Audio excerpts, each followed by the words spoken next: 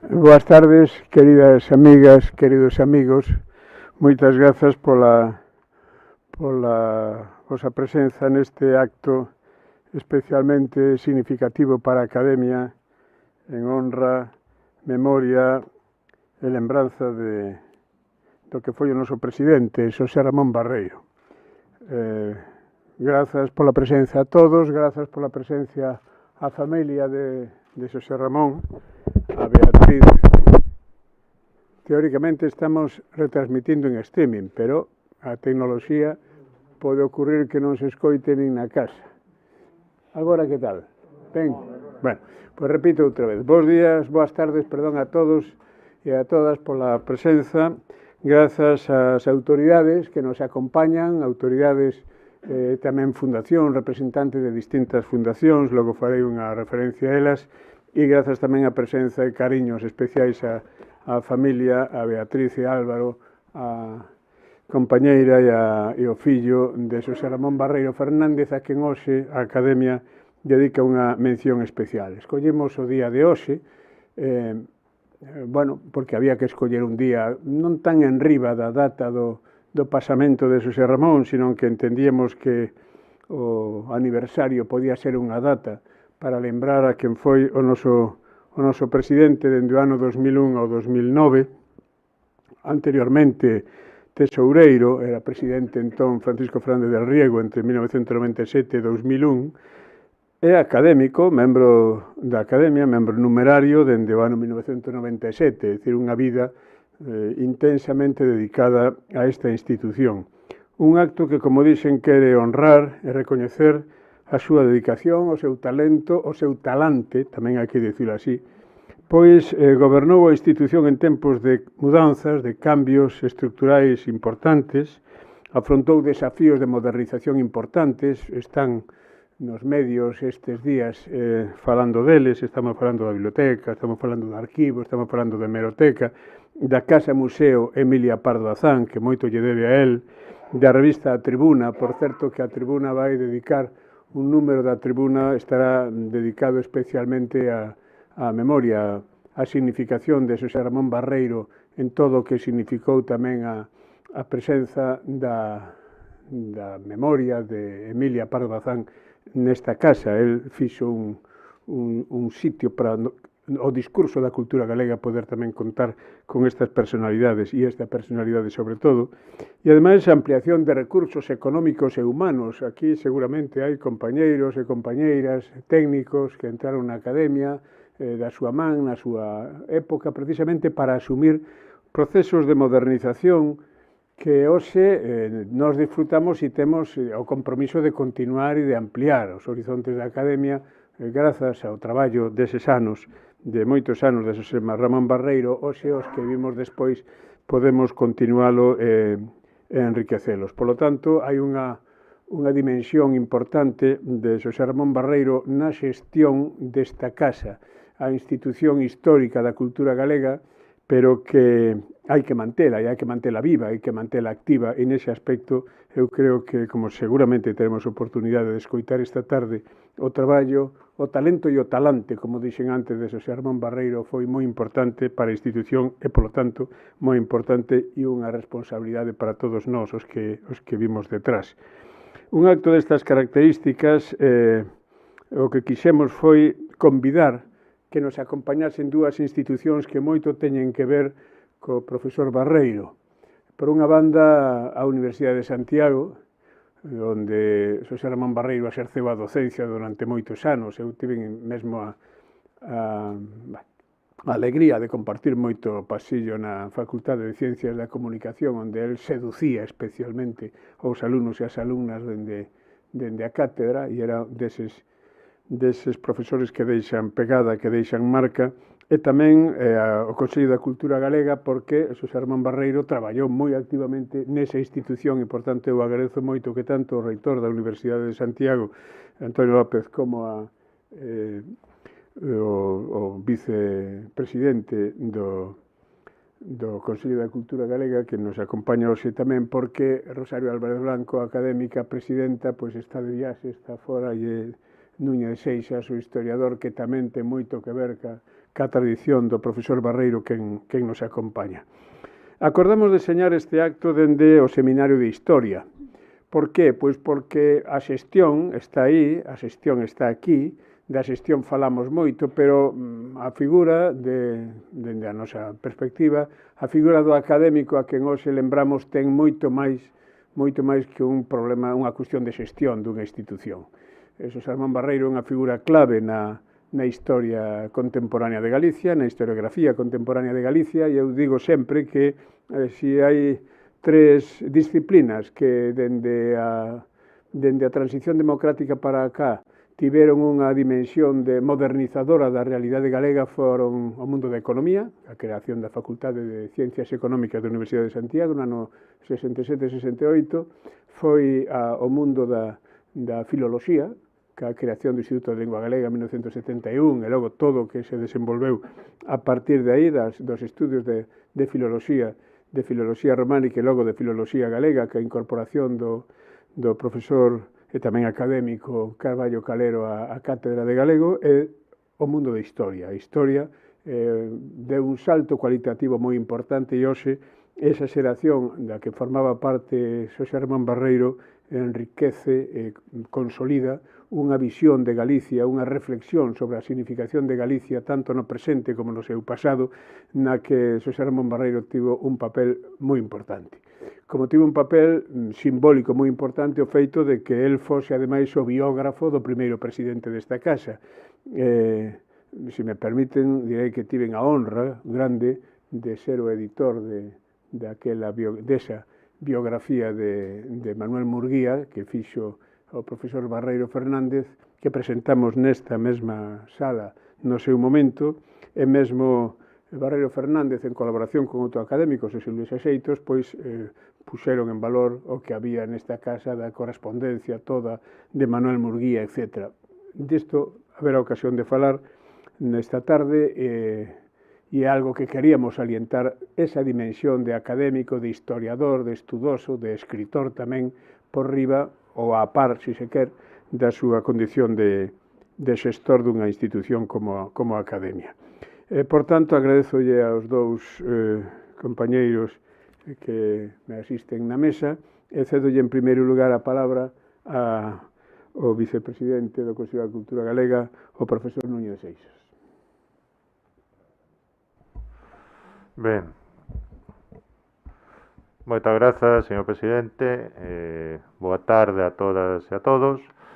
Como ben sinalou o presidente Vítor Freixanes, é para min unha dupla honra, digamos, estar hoxe aquí, non só na miña condición de representante do Consello da Cultura Galega como vicepresidente, xa que a presidenta, quen obviamente lle tería gustado estar, pois está de viaxe, volve esta noite de desenvolver varias actividades en Italia, pero que ademais acontece con un de tantos alumnos do profesor Xosé Ramón Barreiro Fernández na Facultade de Historia, na licenciatura de Historia, especialidade de Historia Contemporánea, do curso 88-89, na que nos deleitou co seu verbo, e todos lembramos aquel verbo potente, aquela voz que tiña o profesor Barreiro, o ameno das súas clases, a profundidade das súas reflexións e o moito que nos alentaba a participar.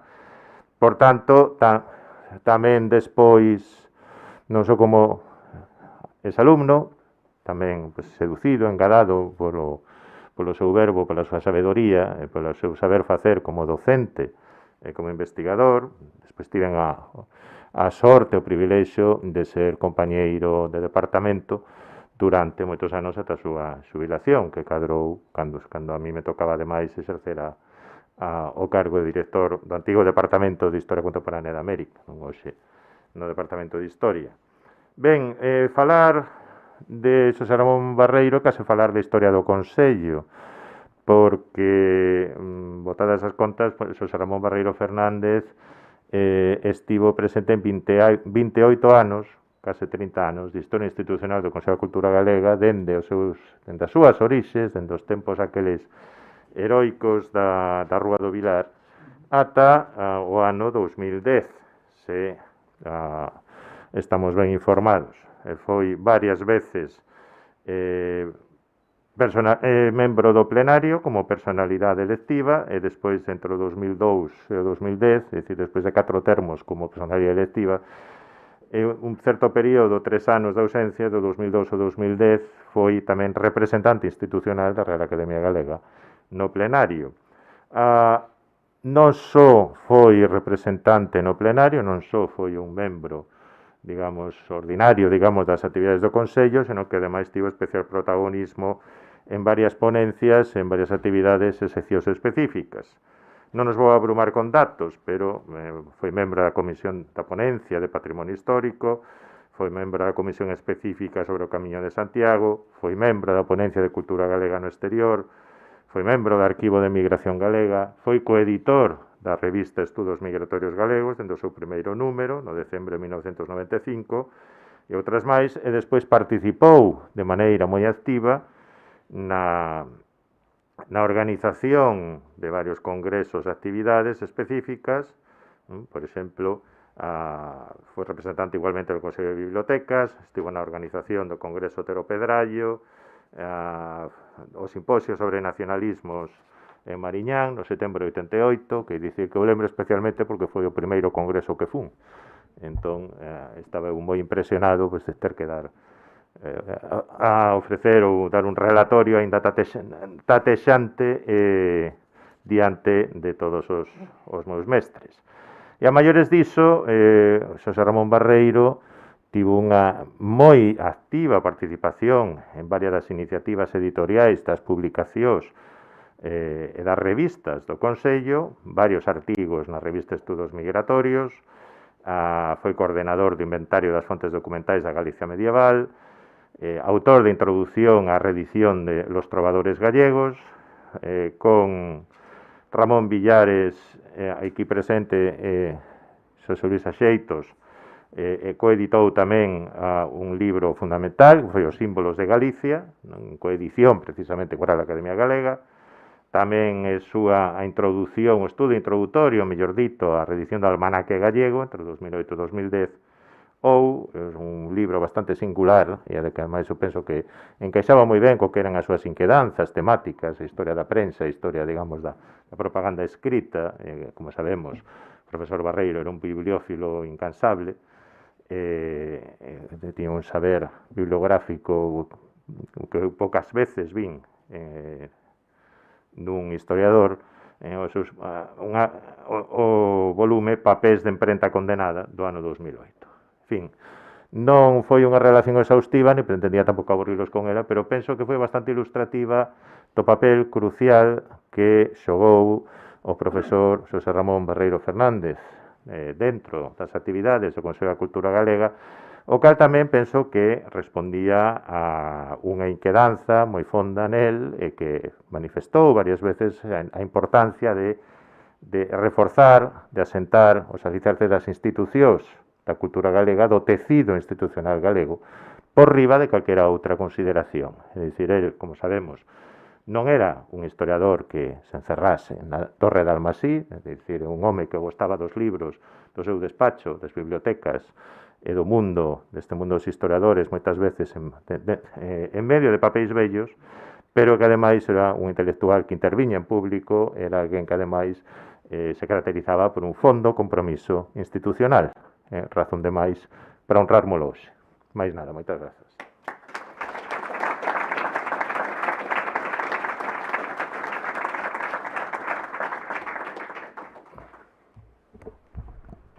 Nesta sala hai moitos e moitas alumnos e alumnas, e sobre todo compañeiros e compañeiras de claustro, e compañeiros e compañeiras de aulas, que nos sentábamos no mesmo banco e compartíamos as mesmas cousas. É certo que el era maior que moitos de nós, porque viña xa dunha experiencia importante, incluso recordo nas visitas a aquel local que tiña as 5 calles da revista Compostelano, que el dirixía. Aquí teñen, aos que teñan curiosidade ou non o teñen ou queran repetir, pois primeiro na entrada está o liberalismo coruñés, a segunda xeración, 1823-1846, que foi o discurso para a incorporación de Xosé Ramón Barreiro Fernández á Academia, con unha resposta, ademais, no seu día do profesor Alonso Montero. E teñen tamén este libro que preparou a edición Ramón Villares, Xosé Luis Axeitos e Emilio Grandío, A Patria Enteira, homenaxe a Xosé Ramón Barreiro Fernández, que é un libro con moito contido e, ademais, eu diría que aos que nos gusta a historia, con moita amenidade, moito interese. A calquera dos presentes poden leválo porque está a súa disposición na mesa do vestíbulo desta casa. Como digo, hai moitos que compartimos aulas e que compartimos despois docencia, cátedra en distintas facultades da Universidade de Santiago, que hoxe está representada aquí polo seu reitor recentemente reelexido, por certo, o sea, que damos os parabéns e ánimos a esta nova andaina, esta nova xeira, que é o profesor Antonio López. Moitas grazas, presidente, vicepresidente do Consello, académicas e académicos e familiares, donas e señores. Para min é un prazer pois tomar parte neste acto de xusto recoñecemento dunha persoa da talla de Xosé Ramón Barreiro. Cando o presidente da Academia me falou pois desta conmemoración, pois dixenlle que sí dende o primeiro momento, aínda que estou seguro que eu ao mellor teño menos que aportar e todos vostedes coñecen moito máis de Xosé Ramón Barreiro que a min, pero sí que me apetecía trasladarlles aquí pois o orgullo da universidade por ter contado pois entre o seu plantel coa figura de Xosé Ramón Barreiro Fernández. Para dicir dele, eu diría que foi un universitario con maiúsculas, que se empeñou e destacou en todas as facetas que se lle piden a un universitario. Non as vou a dicir quizás polo orde máis axeitado, pero foi un investigador notabilísimo, destacou nos traballos de investigación, xerando ademais discípulos ilustres que hoxe pois van a ter ocasión aquí, dos que vamos a poder escoitar aquí como testemunhas de primeira man dese bo facer, non? Abriu toda unha escola de estudo da historia política contemporánea dentro da Universidade de Santiago de Compostela que ten moitísimo valor, centrándose en estudos sobre a dereita no período republicano, o liberalismo no século XIX, a historia da Igrexa contemporánea, é dicir, pois fitos novos, e detrás deses estudos estuveron, pois, como dicía, ilustres discípulos, Emilio Grandío, Xosé Ramón Veiga, Xosé Ramón Rodríguez Lago, que hoxe están aquí connosco e poden, pois, con máis autoridade que a min, pois, dar fe desta labor investigadora. Abriu tamén outro camiño importante, poñendo, pois, dando inicio a estudos sobre o galeguismo e o nacionalismo galego dentro do século XIX, e iso, pois, tamén lle debemos en parte a Xosé Ramón Barreiro. Foi, ademais, algo que tamén se nos pide aos profesores universitarios, un xestor.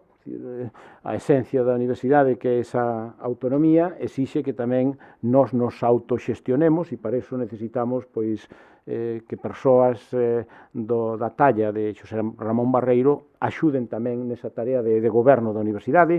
Foi decano da Facultade de Xeografía e Historia, foi vicerreitor tamén da universidade no momento en que o profesor Villares pois foi reitor da mesma dende o ano 90 ao ano 94.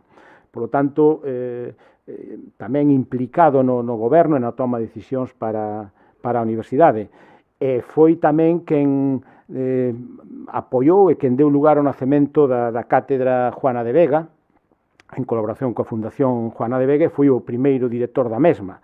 Diríamos que, traducido aos termos de hoxe, tamén destacou na transferencia do coñecemento, é dicir, en poñer o coñecemento universitario ao servicio da sociedade, xa fose en institucións como esta Academia na que nos atopamos, no Consello da Cultura Galega, pero tamén en estas outras fórmulas universitarias como esta cátedra. E deixo por ao final algo que non é menos importante, senón que eu penso que temos cada vez darlle máis valor. Xa se dixo aquí, foi un magnífico docente, un magnífico profesor.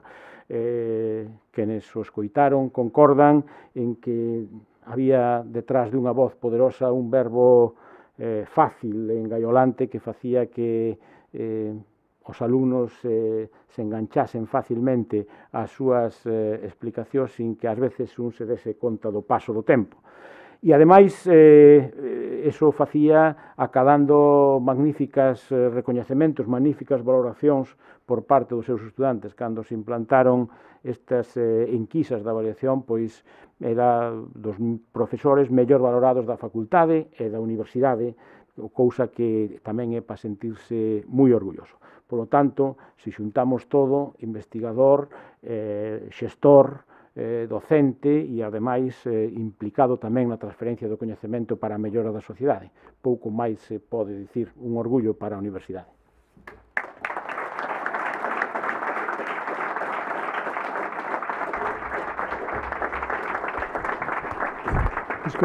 Escoitando o noso rector, acordoume dunha anécdota.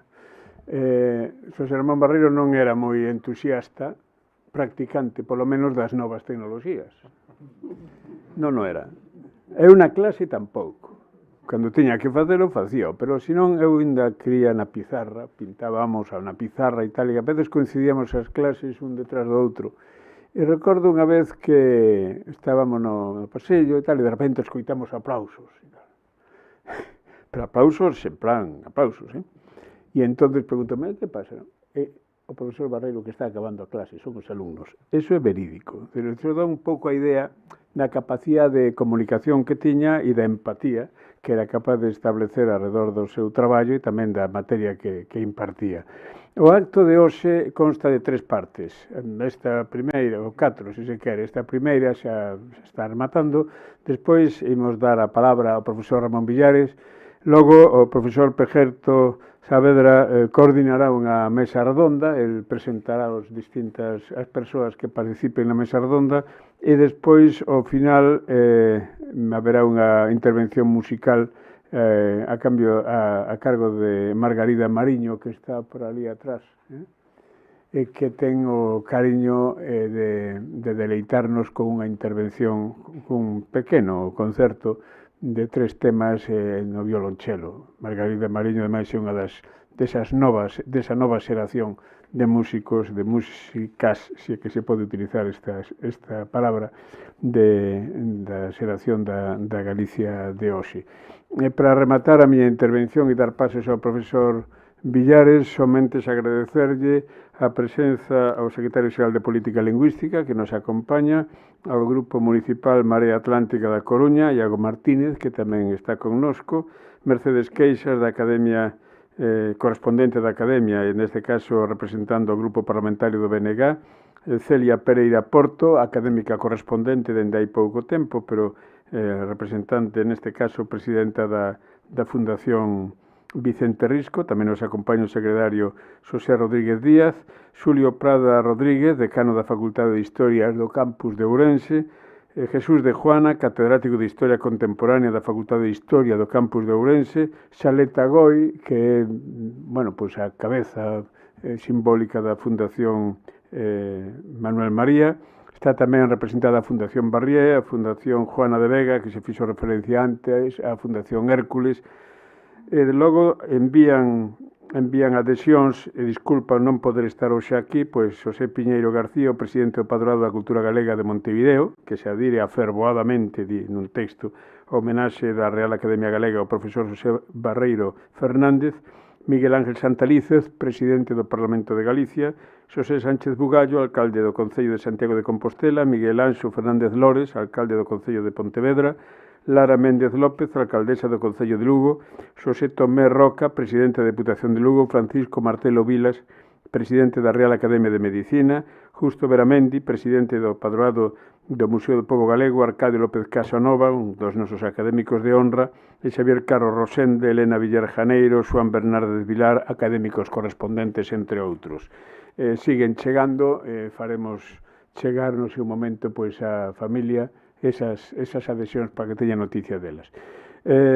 O seguinte paso deste acto é unha intervención do profesor Ramón Villares. Cando o profesor Xosé Ramón Barreiro Fernández deixou a dirección da comisión do Seminario de Historia, pasoulle o facho da continuidade ao profesor Villares, porque Ramón Villares, ademais, eran compañeiros de armas, digámoslo así, de armas intelectuais na facultade, tiveron, ademais, responsabilidade na xestión do decanato no seu momento, en distintas etapas, mesmo cando Ramón Villares foi rector, pois Xosé Ramón Barreiro colaborou nesa etapa de goberno da universidade, a que facía referencia o noso rector aquí presente, e ademais porque Ramón Villares que forma parte desa xeración de historiadores ás que facía referencia que puxeron en marcha o proceso de modernización do que é a visión de Galicia dende unha mirada diferente, de Galicia no mundo, de Galicia non en Vigo, non mirándose cara a si mesma, sino abrindo fronteiras para ser interpretada, considerada e valorada como unha nación de cultura, como gosta de decir o propio Ramón Villares. Ten a palabra Ramón Villares.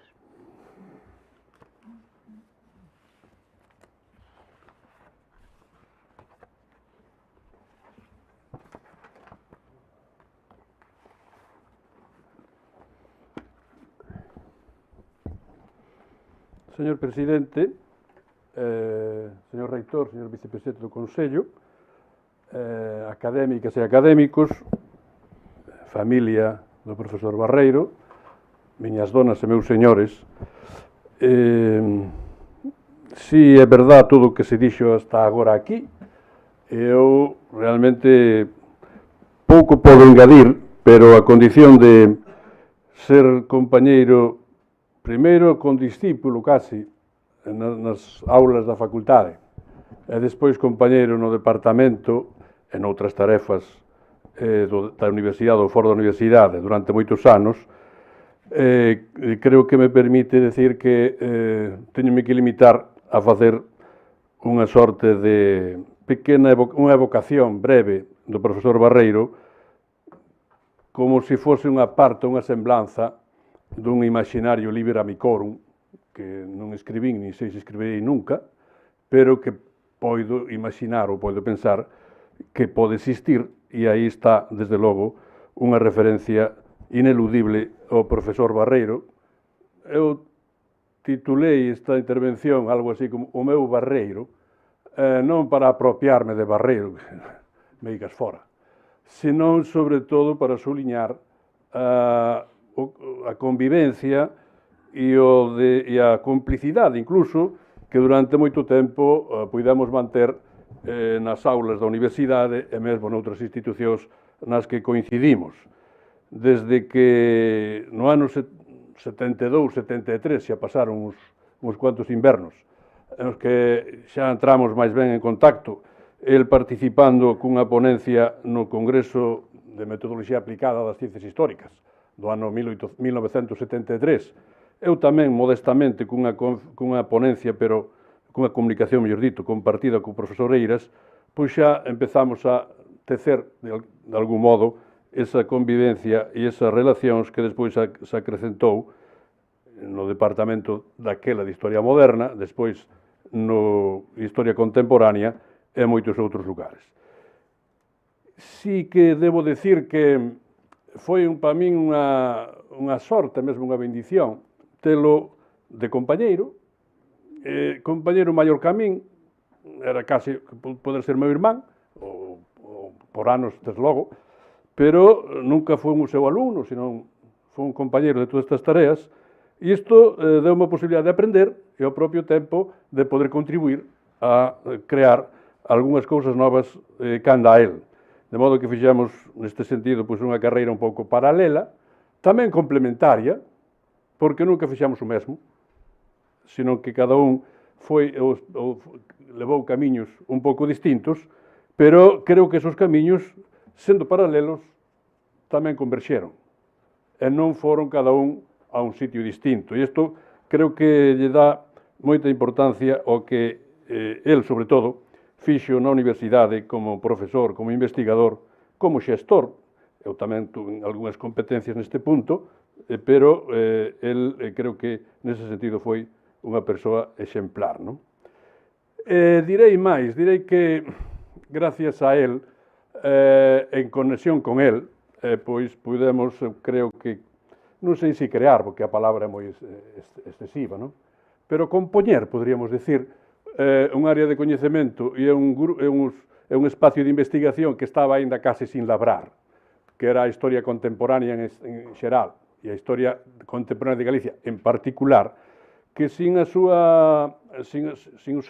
concurso, sin a súa complicidade, como dixen antes, sin a súa mirada distinta de que tiñamos outros que éramos moito máis novos ou algo máis novos que el, quizá non se puidese levar a cabo. De modo que, mesmo no que foi a propia evolución das nosas tareas historiográficas e de escritor, pois hai diferencias bastante notables que ao propio tempo teñen a virtude de poder converxer. El fixo máis ben unha historia política, unha historia que se dicía daquela un pouco despectivamente, que creo que era injusto, e agora xe moito máis, aquela chamada historia benemencial, historia dos acontecimentos, historia, o que diría Brodel, o polvo da historia, aquilo que está por riba e que apenas non importa nada, que o que importa son as estruturas, son os medios físicos, son aquelas liñas de forza da historia que é o que hai que descubrir. Eu fui educado máis en seguir nesta segunda liña, fazer unha historia estructural, ou como chamaba daquela o profesor Eiras, unha historia económica serial, a saber o que era eso, pero que nos permiteu, creo que, dar unha visión moito máis completa para nós, para os alumnos e para o resto da facultade, e mesmo para o resto da historiografía galega e española, unha visión moito máis integrada e moito máis conxunta. Recordo que nos primeiros congresos, primeiros xa o din antes, os que fomos xuntos, que foi o congreso dos coloquios de historia contemporánea na Universidade de Pau, en Francia, que coordinaba o profesor Manuel Tuñón de Lara. Alá fomos nun tempo máis ou menos nesta altura do ano, en marzo de 1977, e ali o coloquio dedicábase aos nacionalismos e regionalismos, pero moito antes do que dixo antes o profesor Núñez Seixas, na España contemporánea. Eu falei de algúns aspectos económicos da época das Irmandades da Fala e ele falou dos aspectos políticos das Irmandades da Fala. De modo que xa naquela altura esta especialización e ao propio tempo, esta evolución concordada foi funcionando, creo que moitos anos, e así é como creo que se pode explicar mesmo a realidade actual dun departamento de historia contemporánea, ainda que hoxe non se chama así, que ten unha grande pluralidade ou diversidade de ocupantes, de personas, de integrantes, pero ao propio tempo comparten un espírito común, ou compartimos, e agora xa como emérito, un espírito común, e iso non é o máis frecuente no mundo universitario. E todo eso tamén se debe a Barreiro. E dito isto, xa foi avanzado moito do que el fixo, tanto como historiador como xestor. É verdade que el foi académico, que foi catedrático de universidade, que foi membro do Consello, que foi membro desta academia, naturalmente, de outras institucións. Quizá unha que non foi citada, que creo que merece ser citada, é a institución do Instituto Padre Sarmiento de Estudos Galegos. Digo isto porque tamén tuve unha oportunidade que custou algúns sinsabores persoais, que nos ocupáramos daquel asunto naqueles tempos, os anos 78, 79, 80, 81 e 82, pero gracias ao seu empuxe e ao seu coñecemento, pois, por exemplo, renovouse bastante o que era a revista propia do centro, que era Cuadernos de Estudos Galegos, introducindo mesmo artigos en galego que antes non se publicaban, e modificando un pouco as seccións, é dicir, transformando unha institución que era externa á universidade, pero que nos deu ocasión tamén de poder modernizala nalgún punto. Dito todo isto, hai que decir que eu, como historiador, teño que recoñecer que se foi algo, o profesor Barreiro foi historiador. O sea, foi moitas outras cousas, pero foi, sobre todo, un historiador. Un historiador que tiña un sentido do paso do tempo, da influencia do pasado na situación presente, do recurso ao pasado para entender e mellorar o presente no que se vive. E neste sentido tiña moitas ferramentas, tiña a ferramenta dunha grande erudición, tiña a ferramenta dun método de traballo personal, pero moi cumprido, podríamos decir, moi profundo. Buscaba sempre interpretacións mesmo orixinais de algúns dos aspectos e dos problemas que ele trataba, e tiña, sobre todo, unha conciencia de estar servindo, estar funcionando, estar traballando con un fin que era a construción dunha moderna historiografía galega. De modo que, nese sentido, el desenvolveu un traballo, creo que, non só como xestor, sino tamén como historiador. Direi algo sobre a súa formación, especialmente sobre as obras que merecen ser suliñadas nun día como hoxe, non?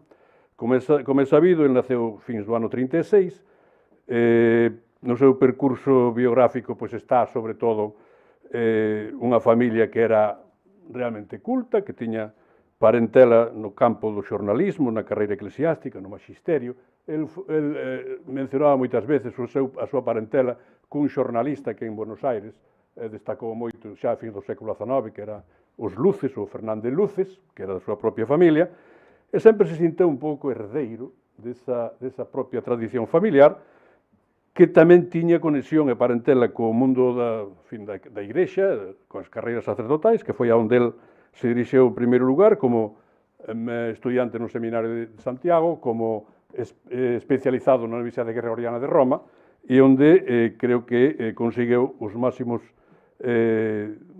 atributos académicos e tamén científicos. Eso fixo nunha primeira etapa da súa vida, que foi a etapa que pode decir que estuvo vinculada á cidade de Santiago, ao Seminario de Santiago, e dunha forma un pouco máis ampliada coa cidade de Roma.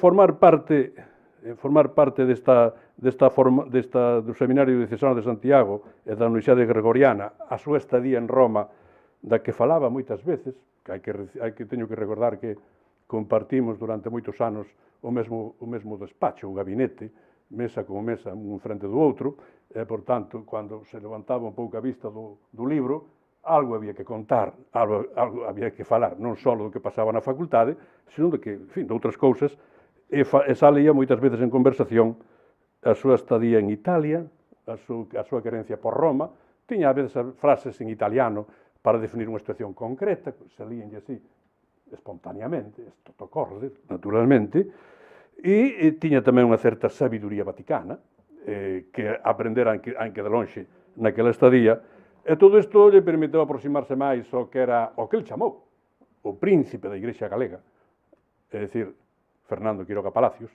co que tivo unha relación realmente difícil, diría eu, de grande aprecio mutuo, pero ao propio tempo de bloqueo do que cada un quería facer, máis ben do que querían facer, neste caso, Xosé Ramón Barreiro e moitos outros curas da altura, que querían, en fin, renovar os estudos do seminario, reformar a condición, digamos, pastoral da función sacerdotal, introducir e avanzar máis na liturxia en galego, que é unha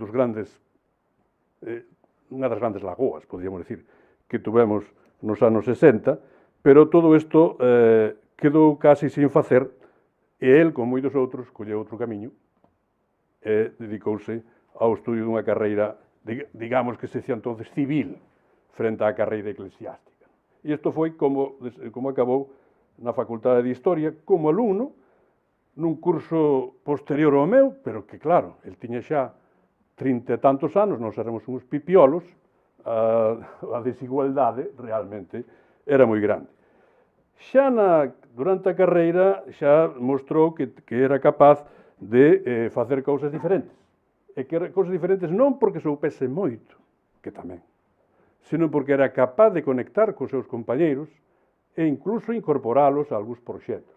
Quero recordar que aí fixo, por exemplo, algún traballo como dedicado ao evolucionismo en Galicia, que era un traballo de curso, que acabou sendo un traballo de referencia e publicado, creo que na revista Compostelano, e como na revista Compostelano, sendo Centro de Estudios Xacobeos, ou do Instituto de Estudios Xacobeos, abreulle as páxinas a moitos dos seus colegas, compañeiros ou os futuros compañeiros da facultade.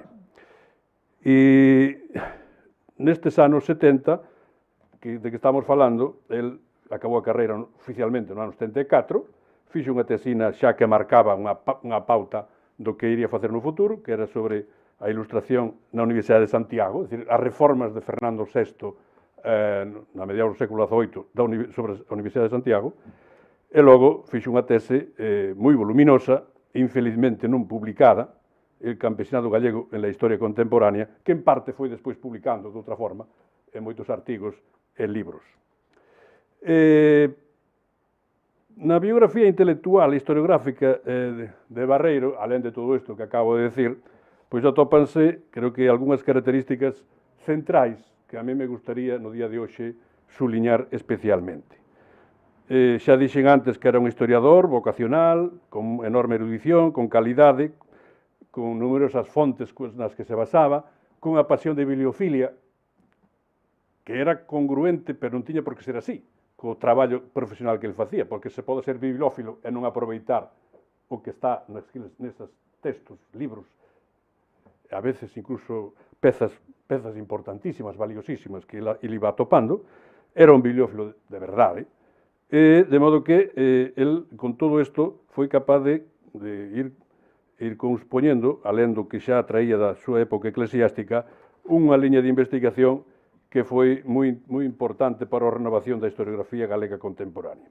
Podía decir que o primeiro texto neste sentido, que foi relativamente importante, foi a aproximación histórica al estudio del federalismo republicano en Galicia, que foi unha comunicación que presentou no que antes falei, Congreso de Ciencias Históricas do ano 73, que despois deu lugar a unha polémica na revista Grial co profesor Vilas Nogueira, pero que xa foi marcando un pouco cal era a súa orientación e a súa presencia no ámbito da historiografía galega.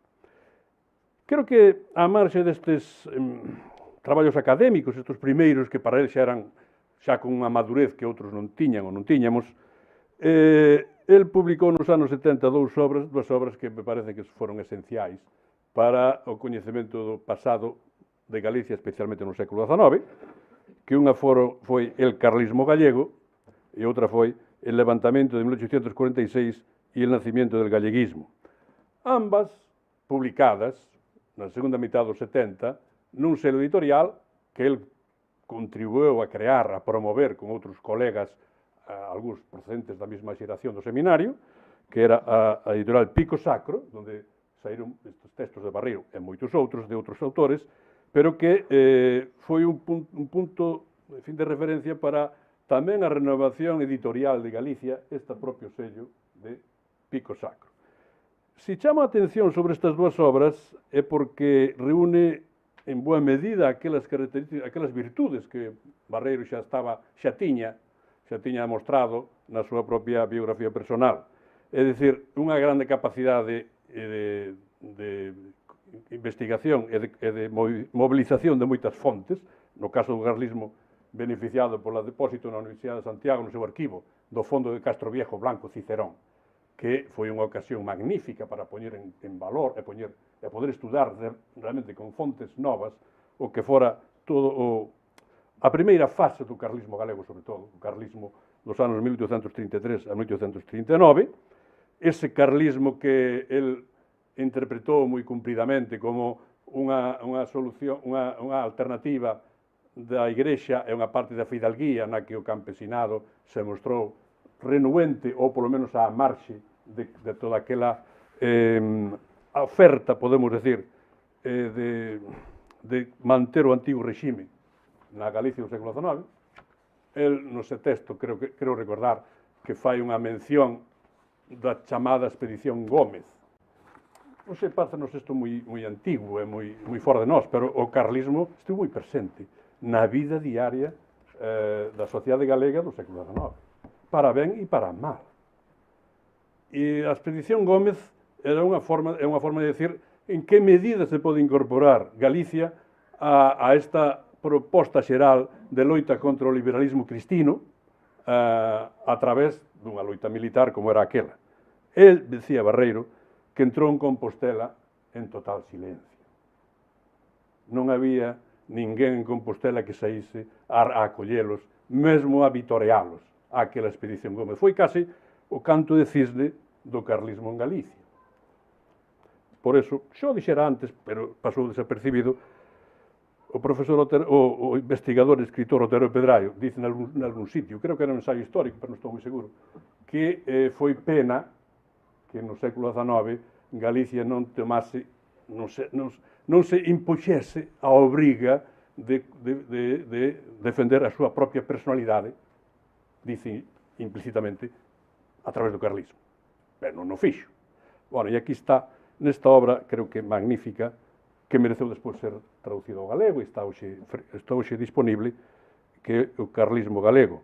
E a outra que eu citei antes, el levantamento de 1846 e el nacimiento del galleguismo, foi tamén unha obra pioneira e rompedora, porque foi a obra que realmente puxo na historia de Galicia dunha forma distinta a Revolución do 46, que Tetamanci, antes Juan de Porto e outros, colocaran os sucesos de 1846 nunha perspectiva simplemente romántica e de poder tomar o poder cun simple pronunciamento ou cunha simple asonada, cousa que non foi posible. Non? E neste caso, o levantamento de 1846 foi un proceso, un feito que se galeguizou a través da xeración do 46, de Faraldo, de Pío Rodríguez Terrazo, de Romero Ortiz, e descubreu aí un mundo, a través de todas aquelas revistas literarias que había no Santiago dos anos 40, que permiteu ver o levantamento do 46 non como unha revolución que fracasa, senón como un levantamento que en parte triunfa e que consigue situar o principio do nacionalismo galego moderno neste ano 1846.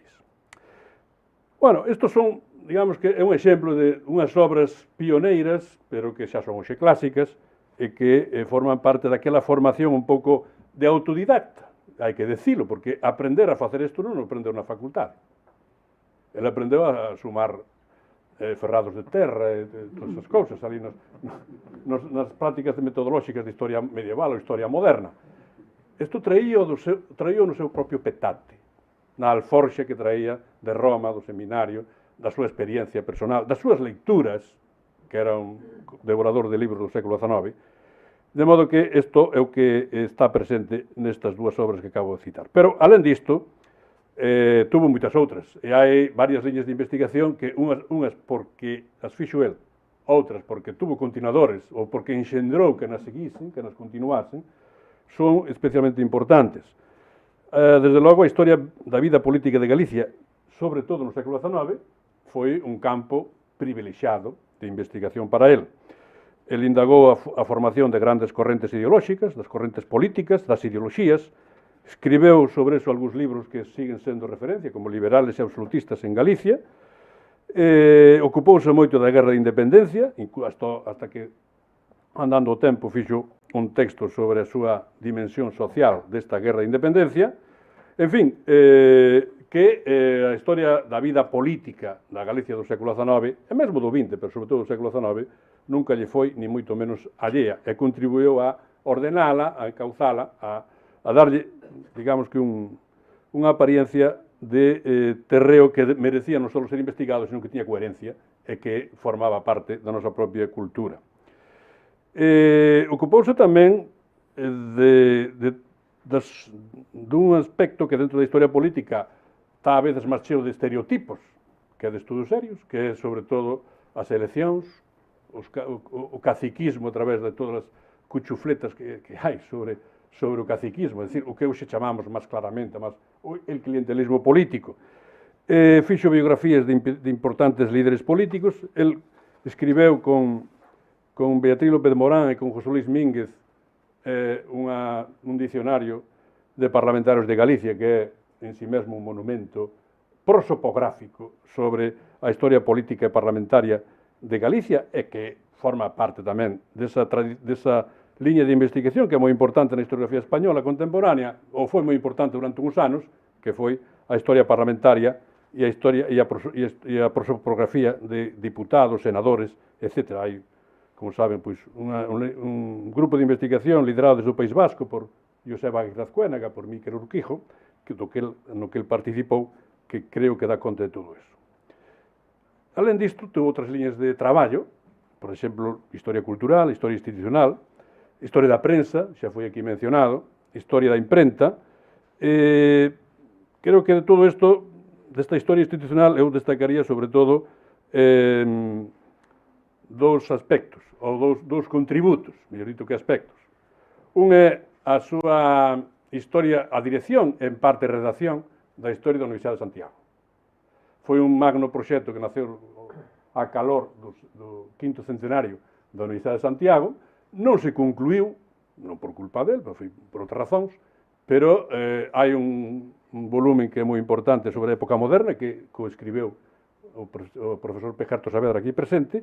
Ele ocupouse do século XIX coa sabiduría que lle era propia, e o século XX unha parte, creo que Isaura Varela, pero que non chegou a culminarse como debía. De modo que dentro da historia cultural e institucional, a historia da Universidade de Santiago creo que merece unha referencia específica. E a outra foi, que xa foi aquí citada, o tempo que dedicou á figura de Murguía, a edición das súas cartas, o seu epistolario pasivo, e a biografía de Murguía, que xa foi aquí referido.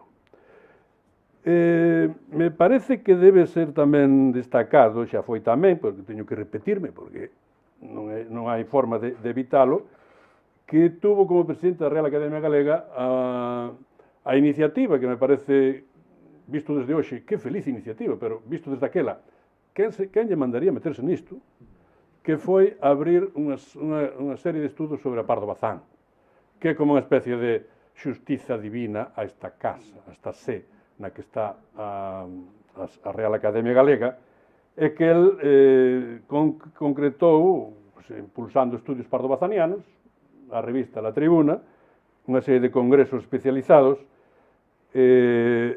Foi lástima que neste último congreso do centenario da morte da doña Emilia, ele xa non pudera estar presente, pero, bueno, estuveron algúns dos que colaboraron, entre eles un dos organizadores que está aquí presente, e que dá meu correspondente, José Manuel González Serrán, e algúns outros, e creo que en La Tribuna están algúns dos artigos que mesmo os pardobazanistas actuais consideran referentes para o estudio da Pardo Bazán. De modo que non falo por mí mesmo, senón falo por boca de algúns que mesmo no último congreso fixeron alusión a isto.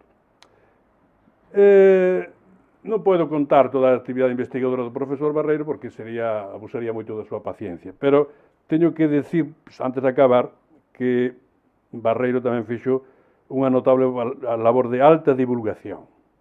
Non de divulgación de calquera maneira. Alta divulgación a través de moitos libros de historia moderna, especialmente de historia contemporánea, que chegaron a un público moi alargado, moi diverso, que formaban parte de proxectos editoriais que el tamén impulsou, por exemplo, a parte de historia no proxecto Galicia Historia de Hércules Ediciones, por exemplo, a historia contemporánea de Galicia na Gamma Editorial, por exemplo, a gran historia de Galicia que iniciou con Arrecife, que tamén publicou a Voz de Galicia, en fin, incluso a propia historia da cidade da Coruña se podía incluir, así como moitas outras obras, nesta línea de divulgación histórica, pero divulgación de calidade. E tamén, neste punto, habría que decir que Barreiro destacou, xa se dixo como profesor, que, ainda que eu non fui meu profesor, pois podo acreditar que así era, non? E se o dicen os alumnos, pois, vos populi, vox dei. Non sempre, pero, bueno, admitamos que casi sempre. Pero, non digo non sempre de Barreiro, digo non sempre dos alumnos, enténdame ben, Pero, bueno, como orador foi un referente, como conferenciante, pronunciou moitas conferencias, pero iso está ao alcance de calquera. O problema é pronuncialas ben, ter o dominio, ter máscara, é dicir, aspecto, como na tradición clásica, é ter palabra. El tiña presencia e tiña palabra. E modificaba, e manexaba a palabra moi ben. Claro, en Galicia hai varios exemplos de oratoria excepcional, quizá non algúns máis selectos que outros, pero eu quero imaginar que converxían nel unha parte da capacidade oratoria, Otero Pedrallo, e unha parte da precisión erudita de Filgueira Valverde. Por outra parte, dous autores que el moito venerou durante a súa vida. Non sería completa este pequeno perfil ou esta pequena evocación sin que falar que a súa vocación universitaria tamén se traduciu en director de investigacións. Non só no que el fixo, senón no que el inspirou para que se fixese. Xa se dixo que foi un profesor moi constante, nunca pideu un ano sabático. Nunca refugou dar unha clase.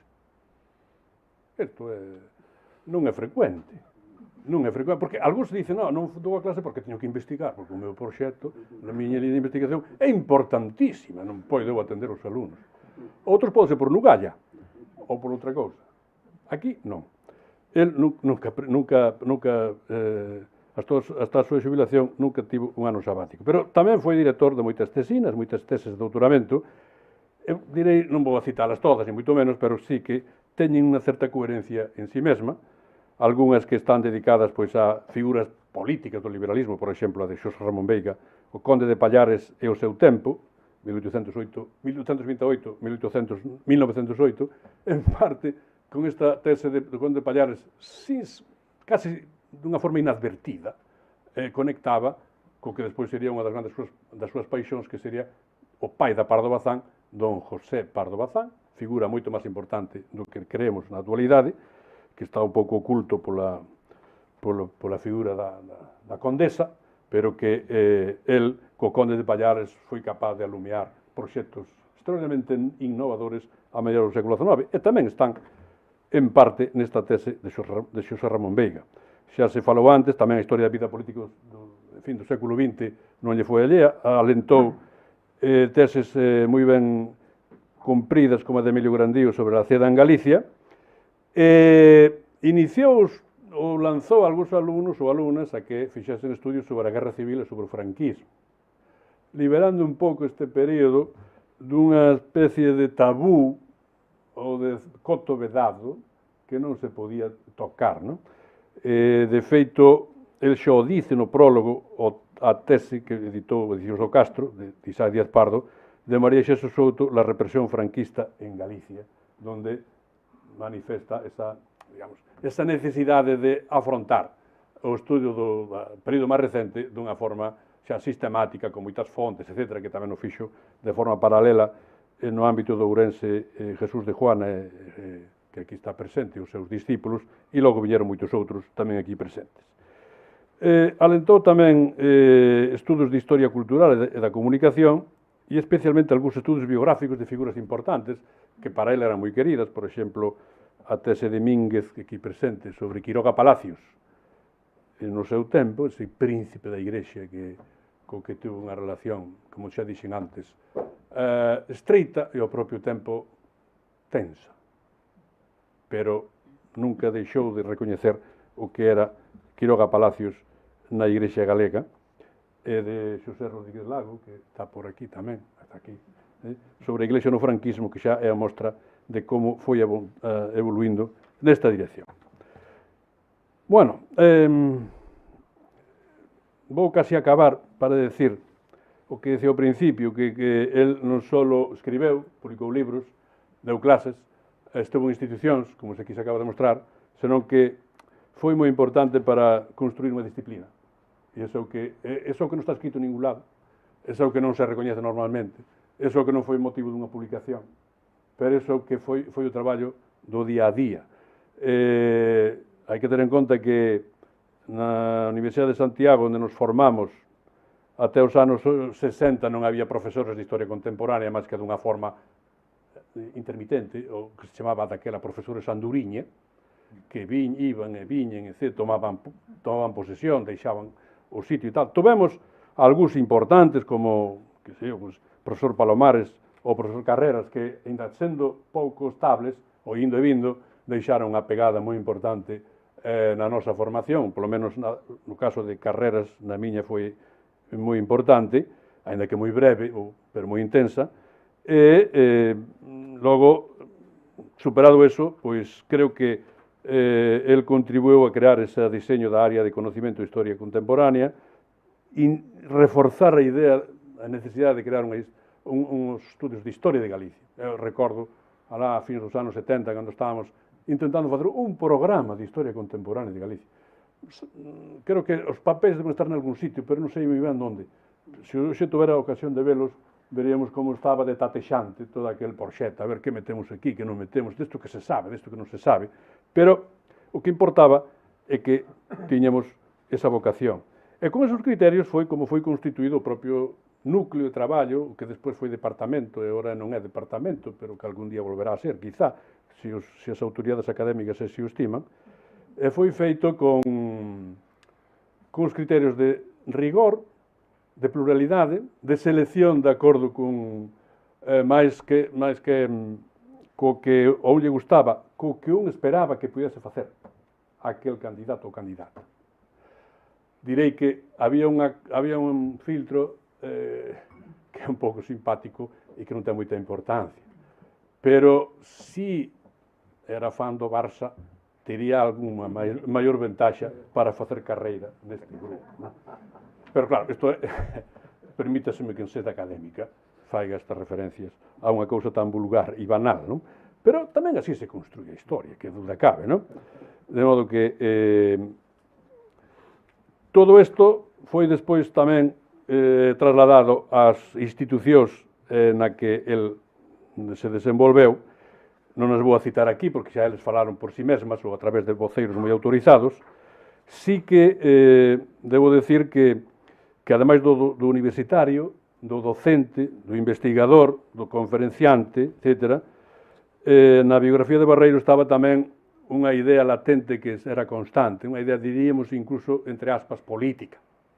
E era a conciencia de formar a xente e del mesmo formar parte desta nación cultural galega que era preciso cuidar, axudar a crecer e transmitir aos coetáneos, naturalmente, e aos seus herdeiros, non?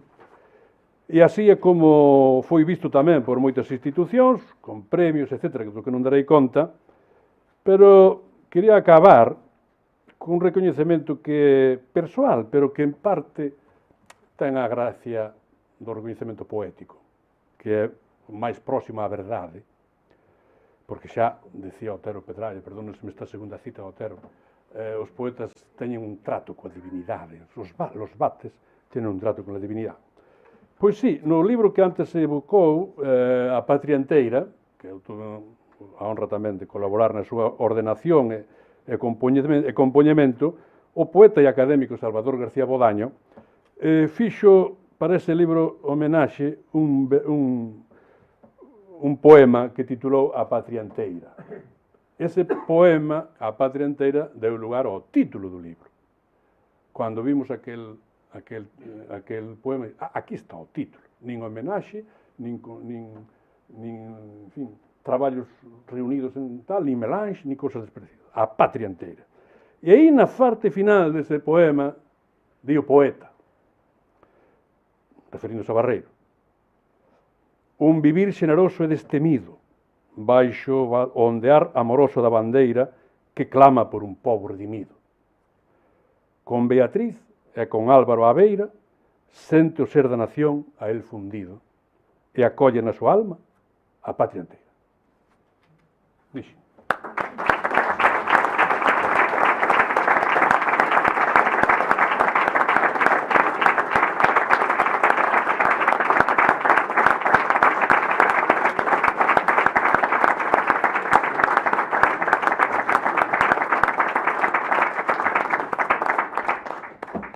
Bueno, e agora, por indicación do presidente, paso a palabra ao profesor Pejerto Saavedra que tome as rendas deste acto e presente os intervintes na mesa redonda e no que despois veña.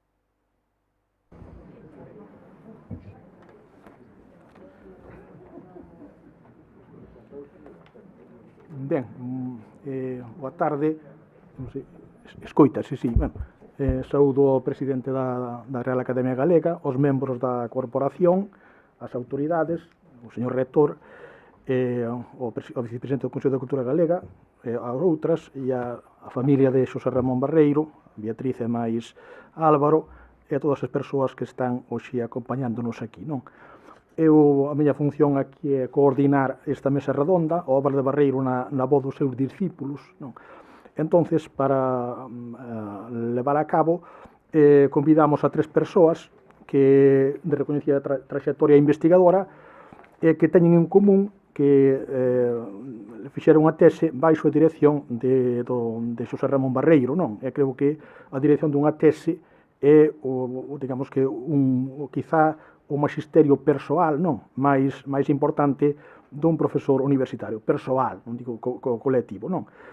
Son 3 teses sobre temas distintos que logo vou mencionar, e que se relacionan, pois, esta temática relacionase en boa medida con as investigacións do propio director, é dicir, con liñas de traballo do propio homenaxeado, non?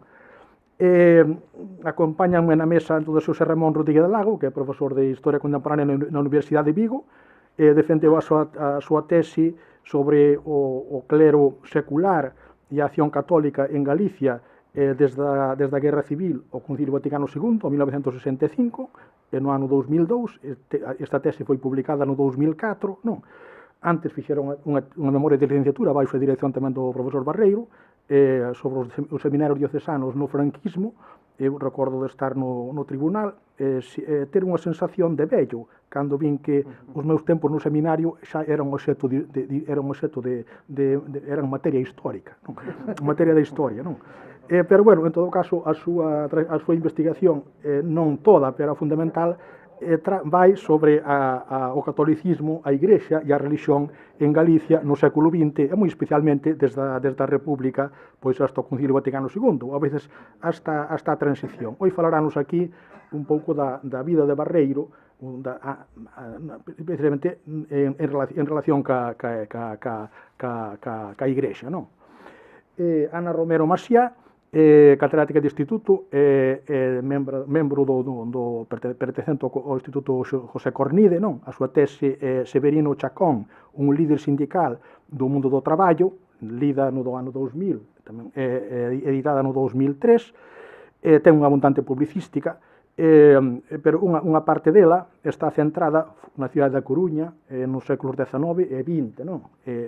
Estudos a veces de tipo colectivo, como o dedicado a Arcigarreiras no ano 1967, biografías, non? Sobre persoas moi destacadas, especialmente algunhas mulleres, María Barbeito, mulleres vinculadas á docencia, non? María Barbeito, case hai pouco tempo, moi pouco tempo, Mercedes Tella Comas, e logo sobre o liberalismo. Creo que un dos seus últimos libros é editora xunto con Xosé Alfeirán, A Coruña, Baluarte da Liberdade, que conmemora o segundo centenario do trienio, no que, por certo, hai unha colaboración do profesor Barreiro sobre o trienio liberal en Galicia. Debe ser das últimas cousas que escribiu, ou polo menos que publicou, non? E vai falar fundamentalmente do que é a historia da cidade da Coruña, un tema tamén moi querido polo profesor Barreiro, non? Emilio Grandío, a súa tese sobre a ceda en Galicia, xa mencionaba antes o profesor Villares, durante a formación da dereita en Galicia, durante a Primeira República, xa fixera tesina tamén sobre esta cuestión, no ano 92, a tese do 95, foi editada no 1998, e a Segunda República, pois, é un tema tamén central nas súas investigacións, de feito é unha autoridade nesto, sobre eleccións, caciquismo, a Segunda República en Galicia, memoria, mito, historia, estudios biográficos sobre Madariaga ou a edición dos discursos de Casares Quiroga. Últimamente tense dedicado xa a cuestións vinculadas á represión, no proxecto As Vítimas, os nomes, as voces e os lugares. pero, bueno, fundamentalmente vai a falar do que foi a trayectoria de Barreiro na historia política, non? É unha persoa moi próxima a Xosé Ramón, porque xa mencionouse que ele é un dos editores do libro Homenaxe, que publicado pola Real Academia, polo Consello de Cultura e pola Universidade a Barreiro, xunto con Ramón Villares e Xosé Luís Axeitos, non?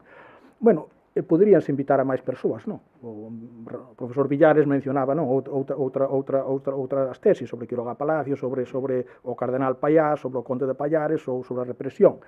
Isto non é un congreso, non? Se fose un congreso que durase varios días, pois poderíase non, ampliar moito digamos que a nómina de participantes e os temas a tratar, pero creo que os convidados son personas moi acaídas pola súa vinculación con Barreiro e pola súa trayectoria investigadora, pois para falarnos algo, non, de como ven eles o seu mestre, non?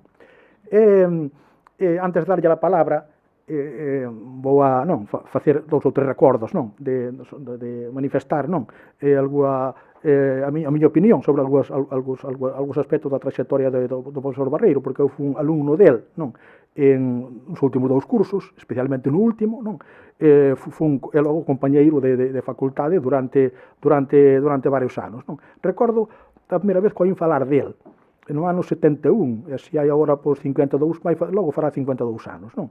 Unha tarde, eu estaba en primeiro, entonces un compañero de clase dixo, vou levarlle a Barreiro era un manuscrito, non? Dixo que era sobre a historia de Galicia, dixo porque sobre este tema, dixo, ele é a autoridade máxima que hai no país, non? Quero que o revise, non? Levaba yo ao edificio, vamos, ao piso das 5 rúas. Desde aquela, pois, seguín, máis ou menos, intereseime un pouco pola trayectoria del, pero non recordo a primeira vez que falei con el, eso sí que non recordo, non? Sí que asistín á lectura da súa memoria de licenciatura no outono do 74 sobre a ilustración e reforma na Universidade de Santiago, na aula magna da Facultade de Geografía e Historia, na que caben pois 240 persoas sobre sí, que estaba a tope, non? E era unha tesina pois insólita, non? Porque supuxo unha aportación fundamental ao que é a historia da universidade e o que é a ilustración. Non se publicou, vamos, como tal tese, como libro exento, ainda que si moito dele incorporou a monografía da editorial Hércules sobre o ensino, a ilustración e a política, pero é un traballo que non perdeu a actualidade, como podemos comprobar cando se fixo pois a historia da universidade con motivo do quinto centenario, non? Podíamos, incluso recordo algunhas das súas respostas, non? Algunhas obxeccións un tanto impertinentes que lle fixeron algún membro do tribunal, non? Que non vou estenderme agora neso. Tamén recordo a súa lectura de tese doutoral no ano 79, no mes de setembro, o mesmo día, según el declarou ali no acto, o mesmo día en que o día que se cumplían anos da súa primeira tese en Dereito Canónico na Universidade Gregoriana de Roma, non? Bueno, en torno ao 74, 75 empecei o trato con el, a veces incluso por razóns un tanto casuais, non? Porque como estaba facendo libros sobre o carlismo, e el sabía que eu era da Fonsagrada, e o presidente da Xunta Suprema do Carlismo, pois casualmente estuvera de cura na miña parroquia, pois entonces busquei algúns datos sobre del e púxome unha nota de agradecemento ao libro do Carlismo, pois unha nota que é a primeira vez que aparece en letras de molde, non? Neste aspecto, non? Pero era un personaxe polo que el tiña simpatía, non ideolóxica, pero sí simpatía personal, porque foi un home moi, Martínez Villaverde, un home coherente, non? Eu recordo que cando, no libro do Carlismo, cando fala de que Martínez Villaverde abandona, xa non era cura, xa deixara a parroquia, abandona a canonxía de Mondoñedo para botarse ao monte, non? Durante o trienio, dice Xosé Ramón, dice, allá quedaban las salvas, las pontificales e el chocolate humeante de cada mañana. Todo eso abandonado polas súas conviccións, non? Bueno, podería contar máis cousas, non? Pero, en todo caso, sí teño que dicir que estudiou moito o século XIX, o liberalismo do século XX, pero para a historia moderna fixo aportacións moi relevantes e inexcusables, non? A ilustración, a historia da universidade, a historia da historia, tamén aspectos da burguesía, pero especialmente a ilustración e a universidade, porque creo que a súa formación teolóxica e filosófica non levábano necesariamente ao estudio das ideoloxías, non? Sempre se portou moi ben comigo, non? Invitoume a moitas dos seus proxectos, non? Editoriais, congresos, etc., non? De modo que eu teño con el unha débeda humana intelectual, non, que non aspiraba a pagarlle, non, ainda que vivise máis anos, pero, bueno, polo menos confiaba en ter máis tempo para reconocela, digo, non para pagala, porque tampouco me iba a exixir, xa que foi un home, repito, dunha gran xenerosidade, non. Bueno, perdonen por este especie de proemio, antes de que dá a palabra aos meus compañeros de mesa, en primeiro lugar a Xosé Ramón Rodríguez de Lago, non.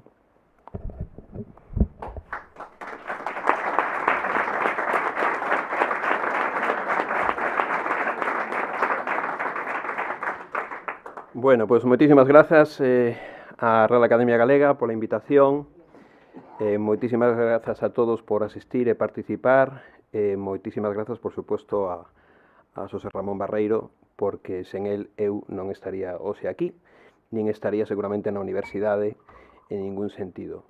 O primeiro que quero dicir é que para min é unha débeda estaros aquí, é unha débeda que teño que cumprir, unha débeda moi grata, pero tamén unha responsabilidade, porque un é moi consciente de que hai xente presente nesta mesma sala que ten moitísima máis autoridade e moitísimo máis coñecemento de Xosé Ramón Barreiro, da súa obra, da súa trayectoria vital, que a min, pero por algunha razón alguén decidiu que eu debería estar hoxe aquí e eu pois moi gratamente acepto, porque estou a desfrutar moito non só de lembrar todo o que Xosé Ramón Barreiro aportou, senón de estar en compañía de outros grandes mestres como o profesor Villares, como o profesor Pejerto, dos que tanto aprendín durante a carreira. Polo tanto, se tócame falar do profesor Barreiro, seguramente será porque en algún momento el decidiu que, bueno, víame con posibilidades de facer unha tese doutoral, cando eu comentelle que quería facer unha tese doutoral, nada máis e nada menos de a Igrexa no franquismo. E miroume extrañado, pero debeu de cambiar de opinión, cambioulle a cara cando lle dicen que a miña nai é de Ribeira. E como ele era de Ribeira, e ademais controlaba a todo o mundo polo seu apelido, dixo, tu nai é de Ribeira. Sí, entón, tens que facer a tese comigo. Non hai ningún problema. A partir de aí todo foi ben, porque a verdade é que era moi grato estar con el, era moi grato aprender del, de todo o que sabía e de todo o que tú supoñías que sabía, que non contaba, porque realmente para falar das cuestións eclesiásticas era bastante discreto. Non se soltaba. De feito, se fixámonos na cuestión historiográfica, non dedicou moito tempo, tendo en conta a súa trayectoria vital, ao análise da Igrexa. Si é certo que hai varias teses doutorais, unha tese doutoral sobre a figura de Quiroga Palacios, de Mínguez Goyanes, unha tese de licenciatura, por certo, moi interesante de Martínez García, xa no ano 85, sobre a Igrexa e o antifranquismo, unha tese do clero no século XIX, de Vázquez Vilanova, pero polo demais, si achegouse máis a cuestión política, as cuestións políticas, outras cuestións que xa foron comentadas aquí, pero eu, cando preguntáballe cuestións da Igrexa, bueno, pois sí, que trataba a Igrexa con moita crítica, coa súa capacidade de análise crítico, e sempre con moito respeto. E sempre quedábame ca sensación de dicir, canto sabe este home, canto podería contarme se quisera. Eu seguramente estou aquí porque algúns consideraron que, bueno, podría indagar un pouco sobre eses anos de Barreiro, que eu diría a década prodigiosa, non só a década prodigiosa de Xosé Ramón Barreiro, senón a década prodigiosa da Igrexa Galega.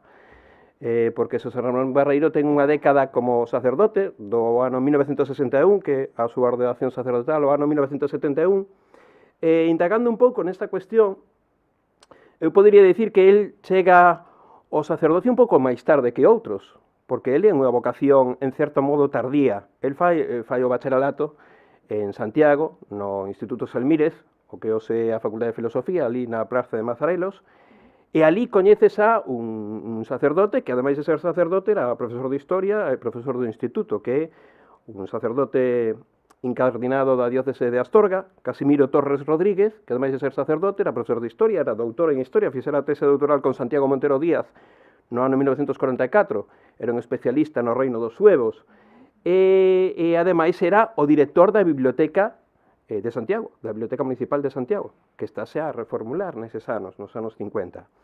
É curioso que, cando el xa está en Roma, do ano 61 e 65, despois falarei disto, desa etapa romana moi interesante, coincidindo co Concilio Vaticano II, nada máis e nada menos, non é calquera Roma, é a Roma do Concilio, segue a escribirse con Casimiro Torres Rodríguez. E algúns desas cartas aparecen recollidas no diario La Noche. Es decir, hai unha... Casimiro Torres Rodríguez escribe no diario La Noche como crítico literario e alude a algunhas das cartas que Barreiro está a enviar dende Roma, o cal é moi interesante. Por exemplo, nunha carta, en maio de 65, como non teño a memoria prodigiosa de José Ramón, pois vou botar mando papel, nunha carta dese ano, publicada no diario La Noche, di: una de las mejores cabezas que han pasado por muy ruinosa aula se apresura a lucir con fulgor propio en un campo científico. Barreiro Fernández, presbítero, vocación relativamente tardía, antiguo bachiller laico civil, me cuenta: es esta, la jurídica. Él está en esos momentos estudiando Dereito Canónico no que vai doutorarse, como dicíamos antes, na Universidade Gregoriana de Roma, con unha tese en latín. A Universidade Gregoriana de Roma, que é a que levan, como vostedes saben, e dirixen os jesuitas.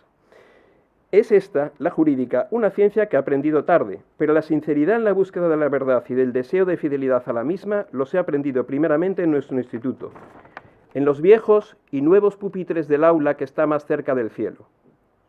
Responde o seu antigo mestre.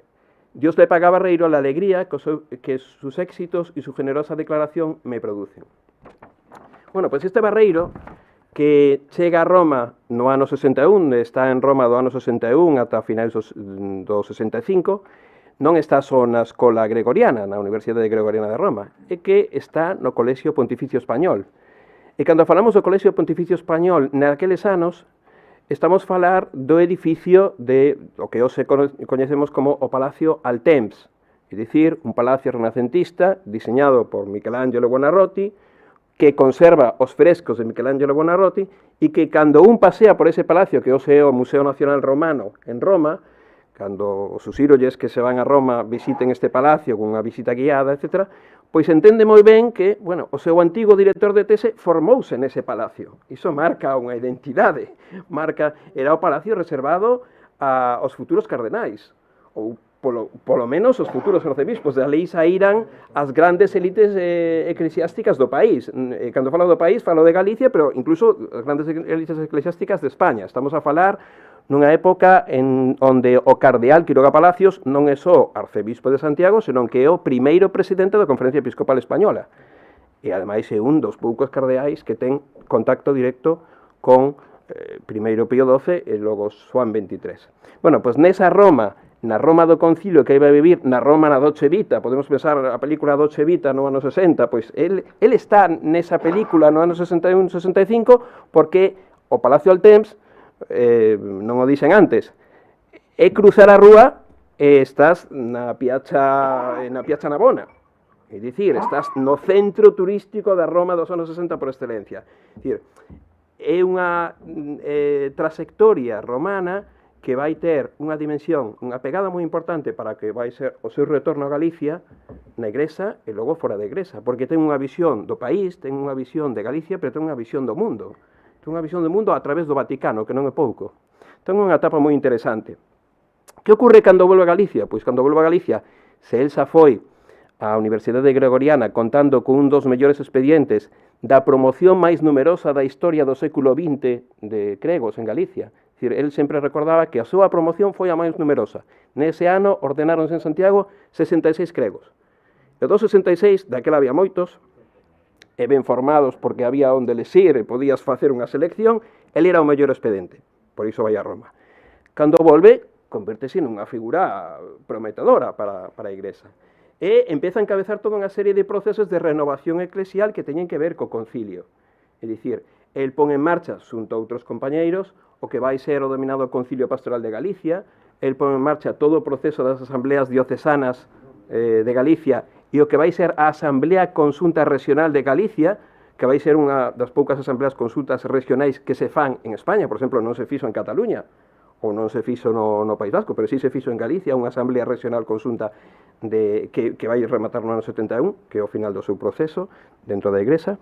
É dicir, encamiña e lidera toda unha serie de procesos de renovación moi importantes a carón do Cardeal Quiroga, pero, como ben se dicía antes, un pouco nunha liña moito máis aberta co Cardeal Quiroga, e, polo tanto, vai haber aí unha sensación de respeto, de admiración mutua, pero ao mesmo tempo de certa tensión. Por exemplo, no ano 68, despois, por certo, de viaxar a América, a Latinoamérica, unha América que está a vivir a teoloxía de liberación, unha América onde vai coñecer a outro dos grandes cregos galegos daquela época, que é Celso Montero Rodríguez, logo senador polo Partido Socialista, primeiro conselleiro socialista na Xunta, que vai ser outro crego importante porque está no seminario de Cochabamba en Bolivia, o seminario que está máis pegado ao lugar onde é asesinado o Che. Celso Montero logo vai ser delegado do Vaticano ante Fidel Castro en Cuba. É dicir, estamos a falar dun proceso moi interesante neses anos, e a volta de América, nesa travesía que neste caso é corta, publica un libro que é un libro, El trabajo manual del clero, que pode pasar desapercibido hoy, pero que está en contacto co proceso de renovación eclesial e co papel que ten que xogar o clero nunha nova igrexa integrada coas cuestións económicas, nunha nova igrexa antifranquista, etc. E que o máis importante dese libro é o prólogo, porque o prólogo está asinado por José María González Ruiz, sen dúbida algunha, o teólogo máis prestixiosa naquel momento, non só en España, senón un dos teólogos máis prestixiosos de Europa. É dicir, o teólogo do diálogo co marxismo, unha persoa fundamental no Concilio Vaticano II, é dicir, ele está nesa liña. Por lo tanto, está na liña da fronte aporterista. Isto vai culminar no ano 68-71 con todo o proceso das enquisas ao clero galego. Do ano 68-71, todos os sacerdotes galegos van ser entrevistados para facer unha longa enquisa socio-religiosa das súas opinións. Por exemplo, no ano 70, e aquí sí que xa teño que botar mando o papeliño para non equivocarme, no ano 70, os resultados desa enquisa na Arquidiócese de Santiago, para que poñámonos en lugar, di que dos cregos menores de 40 anos, ou sea, cando pensamos na igrexa, pensamos nunha igrexa avellentada, pero cando pensamos no ano 70 é unha igrexa xoven, con moitos curas que son moi novos. Pois dos cregos menores de 40 anos, que son a maioría da diócese, só o 14% optan por opcións políticas para o futuro de España: monarquía, falanxe ou situación actual de España, franquismo. 14%. O 72% dos cregos menores de 40 anos votan opcións como socialismo, república, movemento obreiro e autonomía regional. Iso quere decir que estamos a falar dunha etapa de renovación na que el vai ser un dos líderes, non o único. Pensamos nese libro do ano 70, A Parroquia Ose, que é unha publicación múltiple publicada pola editorial Sept, moi importante neses momentos de renovación, onde, xunto con el, pois está xente moi importante tamén para a Igrexa Galega e para a cultura galega, para o futuro daquela época, e tamén Ose, Xulián Moure Rivas, Xosé Chaurrego, Xosé Alvilares Moure, Xoaquín Gámez Barros, Andrés Torres Queiruga, que, por certo, adicoulle unha fermosa homenaxe nun dos últimos números da Encrucillada, xente que pois dalle vida á cultura galega e que ponna no seu lugar nun momento moi difícil, é moi importante. Isto culmina no ano 71 coas asambleas, a Asamblea Diocesana de Santiago e na Asamblea Regional das 5 dióceses de Santiago, onde, pois, digamos que é un dos líderes dese proceso, vai ser nomeado o delegado ou o portavoz da Arquidiócese de Santiago. Ademais, é o que presenta a primeira ponencia, que ten incluso eco na prensa da época, porque é unha ponencia sobre as relacións entre os sacerdotes e o bispo, e unha ponencia onde hai certa tensión, unha ponencia, por certo, de 26 páxinas, nas que, bueno, pois, como di, por exemplo, o artigo del Pueblo Gallego, do 5 de xullo de 71, o profesor Barreiro presenta 16 propostas sobre a necesidade dun contacto máis directo do clero co bispo e que este asuma a defensa do seu clero cando sexa ofendido injustamente. Estamos a falar dun momento onde moitos dos cregos están sendo perseguidos polo réxime franquista. Así como prestar atención ás necesidades do pobo galego en relación coa súa situación económica. Trátase dunha ponencia moi densa e deixouse para mañán a votación sobre se acepta ou non como base de traballo. Non só aceptouse a ponencia, senón que vai ser nomeado delegado para a Asamblea Regional e vai liderar, vai presidir a Asamblea Regional, que vai provocar unha grande polémica e que vai rematar dunha maneira non oficial. Pero el sempre lembraba que no seu último acto público como sacerdote, de alguna maneira, nese 29 de xullo na Asamblea Regional do Clero que celebrase no Seminario de Santiago, el como presidente da Asamblea tivo ocasión de dar o primeiro discurso da Asamblea en galego e facer unha invocación para que o galego fose a lingua oficial do futuro Concilio Regional de Galicia. Ata aí chegou a historia de Barreiro dentro da Igrexa. Logo, como sabimos, pois apareceron outras historias ben interesantes tamén, ben profundas, pero esta non deixa de ter a cuestión. A reflexión que eu fago despois deste tempo, despois destas indagacións, é que, bueno, eu tiven a sorte de empezar a miña investigación nas costas de un xigante, pasado o tempo, ese xigante xa non está, creo que o seu espírito segue con todos nós, podemos seguramente apreciar máis que nunca pois que el era moi xigante e nós moi pequenos. Grazas.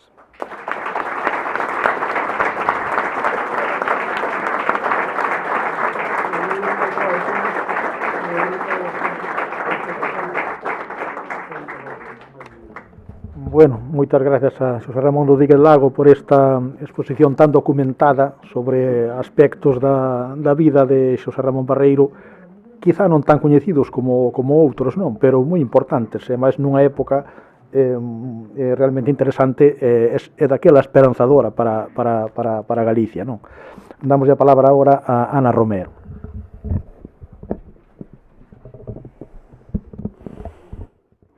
Boas tardes a todas e a todos. Para min, a verdade é que unha felicidade e unha satisfacción. Agradezco sinceramente poder participar nesta merecidísima homenaxe a Xosé Ramón Barreiro, con que compartín aulas na Facultade de Historia de Santiago. É dicir, non son alumna no sentido tradicional, aínda que me considero alumna polo que veredes despois, non? Pero eu era compañeira con outras compañeras que temos aquí, vale? E Barreiro era, pois, un máis, non?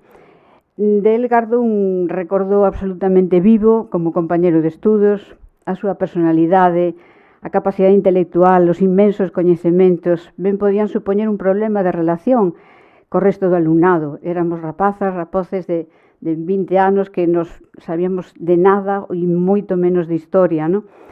Pero con el, e esta diferencia abismal que había entre el e nós, nunca supuso o máis mínimo problema, sino todo o contrario. A Barreiro acudíamos como se de unha eminencia se tratase, eminencia era xa en aquel momento, evidentemente. Falo dos comezos dos anos 70, non? E sempre tomábamos nel pois o mellor compañeiro, colaborador, amigo. Xa entón era, repito, unha eminencia en moitísimos ámbitos, pero nunca fixo alarde da súa valía a hora de compartir limpamente ou competir por unha calificación académica e sempre se comportou como un máis do grupo. Eu recordo cando se fixeron os 25 aniversario da nosa promoción, ali estaba como un máis, facéndose a foto de grupo como un máis, realmente é como recordo eu, non? As súas conversas eran pois, un maravilloso complemento das explicacións que os docentes nos daban e sempre abría novas perspectivas para innumerables campos de intereses históricos, non? Tiven tamén a sorte de compartir moitas reunións con el no Instituto Padre Sarmiento de Santiago. Eu entón era becaria do Consello Superior de Investigaciones Científicas e ele era membro do Instituto. Entón pasaba por ali, eu recordo, manexando libros daqueles antigos que había na parte alta do Instituto, con ese amor que tiña os libros, que os collía como se collese, non sei, un neno recén nacido, os acariñaba, non? Con aquelas mans tan grandes que tiña, efectivamente. Recordo, tiña esa imaxen así, un flash fotográfico, non? As circunstancias das nosas actividades profesionais fixeron que durante anos mantivésemos unha relación máis esporádica, ocasional, de coincidencia en diversos actos, pero volvemos a encontrarnos na Coruña E cando eu precisei un director de tese, porque eu viña do mundo da arqueoloxía, do mundo dos castros, quedou aí a historia. Entón, bueno, me interesaba un personaxe concreto, Severino Chacón, e pensei a ver a que me podía dirixir para director de tese. E aí estaba el, como sempre, xeneroso, disposto a axudarme e, sobre todo, a confiar plenamente en mí, dándome tal voto de confianza en que ia ser capaz de realizar un proxecto nun prazo moi breve que tiña, porque eu sí que tiven que pedir un sabático para poderlo realizar, non? Ningún outro director estaría disposto, estou absolutamente convencida, pero el foi citar a posibilidade de que quería facer o traballo e a confianza foi absoluta. Eu cumprín a miña parte, pero el puxo, e recordo que problemas, en fin, de tipo burocrático, non? O empeño total en solventar as numerosas dificultades administrativas que se interpuxeron na Universidade da Coruña, porque foi das primeiras teses de historia que se leron aquí nesta universidade. Mais recentemente, colaboramos conxuntamente do Instituto José Cornide de Estudios Coruñeses como directores da súa revista nesa nova etapa e sempre tiven el o apoio necesario en momentos de dúbida ou de resolución de problemas, non? Por todo iso, como compañeira, nalgúna medida tamén discípula, non podo menos de alegrarme de poder estar aquí e ofrecer a miña pequena colaboración nesta homenaxe a quen tanto nos deu e de quen tanto aprendemos. Dentro desta distribución un pouco de temas que a presidencia da mesa nos asignou, perjétome iso que me parecía valorar unha obra concreta, bueno, unha obra e todo que ten alrededor desa obra. Unha obra que seguramente tendes todos vos nas vosas casas, que é a historia da cidade da Coruña. Esa historia que supón ese papel da historia local. Bueno, poderíamos discutir moito sobre o que é historia local. El mesmo, de feito, ten un traballo interesante no que reflexiona sobre o concepto de historia local, non? Pero no conxunto destes traballos de Barreiro, esta obra, a Historia da cidade da Coruña, que se publica primeiro no ano 1986 e logo hai unha segunda edición 10 anos despois, ampliada, correxida, é unha obra de referencia obrigada para o coñecemento da historia desta cidade, na que o autor, gracias a un esforzo absolutamente titánico, ou polo menos así considero, no que emprega todas as fontes de información disponibles no momento, eu creo que non queda ni un só artigo por citar, consigue facer unha profunda síntese dos séculos da historia da Coruña, non? E en ese papel que tamén citaba o profesor Villares sobre o nivel de divulgación. É tan importante investigar, facer unha cala profunda en algún tema concreto como logo ser capaz de distribuílo, de difundilo e que chega un coñecemento, digamos, de máis capas da sociedade, non únicamente o mundo universitario, o mundo de investigadores, non? Entón, esa historia, como conxunto e obra dun só autor, eu creo que non está superada en absoluto. Por lo tanto, pasado xa máis de 30 anos desa publicación, sei que ser unha obra de referencia imprescindible para o estudio desta cidade. Unha cidade na que el se integra plenamente desde que casa con Beatriz, instalan aquí, e que esa cidade tivo ese privilexio total de contar coa súa presencia, non só coa publicación de artigos, sino que en esas múltiples conferencias, charlas, congresos, sempre estaba presente, sempre era unha persoa invitada que sempre generosamente era, eu creo que nunca dixo que non, a non ser que por circunstancias especiais non puidese. É dicir, esa generosidade, esa capacidade de traballo, eso que destacamos todos os que estamos aquí, non? A obra tivo un éxito extraordinario, vendéronse, en fin, os churros, como se suele decir, non? E esa calidade, esa capacidade de difusión avalan a propia significación da obra, non? O sea, sigue sendo un referente absoluto e para consultar sobre todo tipo de datos de historia política sigue sendo fundamental. Revisando os traballos de Barreiro antes deste ano 86, antes da publicación de La Historia da Coruña, hai un dato que me sorprende moitísimo, que precisamente que sobre a historia concreta da Coruña prácticamente non ten nada escrito, non ten nada publicado. É certo que a cidade e os avatares da historia da cidade están presentes en obras básicas que se citaron aquí, desde el carlismo, el levantamiento del 46, ou eses 4 tomos espectaculares que no seu momento todos os alumnos ou, en fin, licenciados ou amantes da historia creo que podemos consultar e felicitarnos porque existisen, que son esos 4 tomos de historia política de Gamo, historia contemporánea de Galicia de galaxia, ¿no? Pero, repito, como obras concretas relacionadas con Coruña, non. Entón, esa publicación da historia da cidade da Coruña xurde casi, non digo da nada, evidentemente non, pero xurde como unha obra realmente monumental, monolítica en ese sentido, e sin eses precedentes que é habitual que existan en ese tipo de obras importantes, non? Logo, moitos destes temas os desenvolverá en artigos, todos os relacionados co levantamento do 46, co liberalismo, co carlismo, en fin, xa se citaron aquí, non? E todos os traballos de Compostelano, o da gran enciclopedia galega, toda a cantidade de entradas que ten Barreiro que en esa línea tamén de divulgación, non? Entón, esta historia da cidade da Coruña, con que ferramentas, con que mimbres podía elaborar Barreiro esta historia, non? E, claro, os precedentes concretos da historia da Coruña son mínimos, porque nin Biceto, nin Murguía, bueno, sí, hai datos na historia xeral de Carreras Candi, non digo que non, ou un Tetamanci, cosas concretas sobre a historia comercial, ou esas guías da cidade, pero claro, están publicadas a finais do século XIX. Entón, realmente, o esforzo que el tivo de que facer para asimilar, coñecer, criticar e estudiar de forma crítica toda a cantidade de fontes que están aí, bueno, son máis de 400 títulos que aparecen na bibliografía, hai máis de 2000 nomes no estudio, no final, nas páxinas finais sobre o índice onomástico. Se nos dá unha idea da monumentalidade, da inmensidade de datos que nos proporciona esta obra, non? El, no prólogo, o propio Barreiro no prólogo nos explica, digamos, os obxectivos, para que quería elaborar esta obra e que pretendía, non?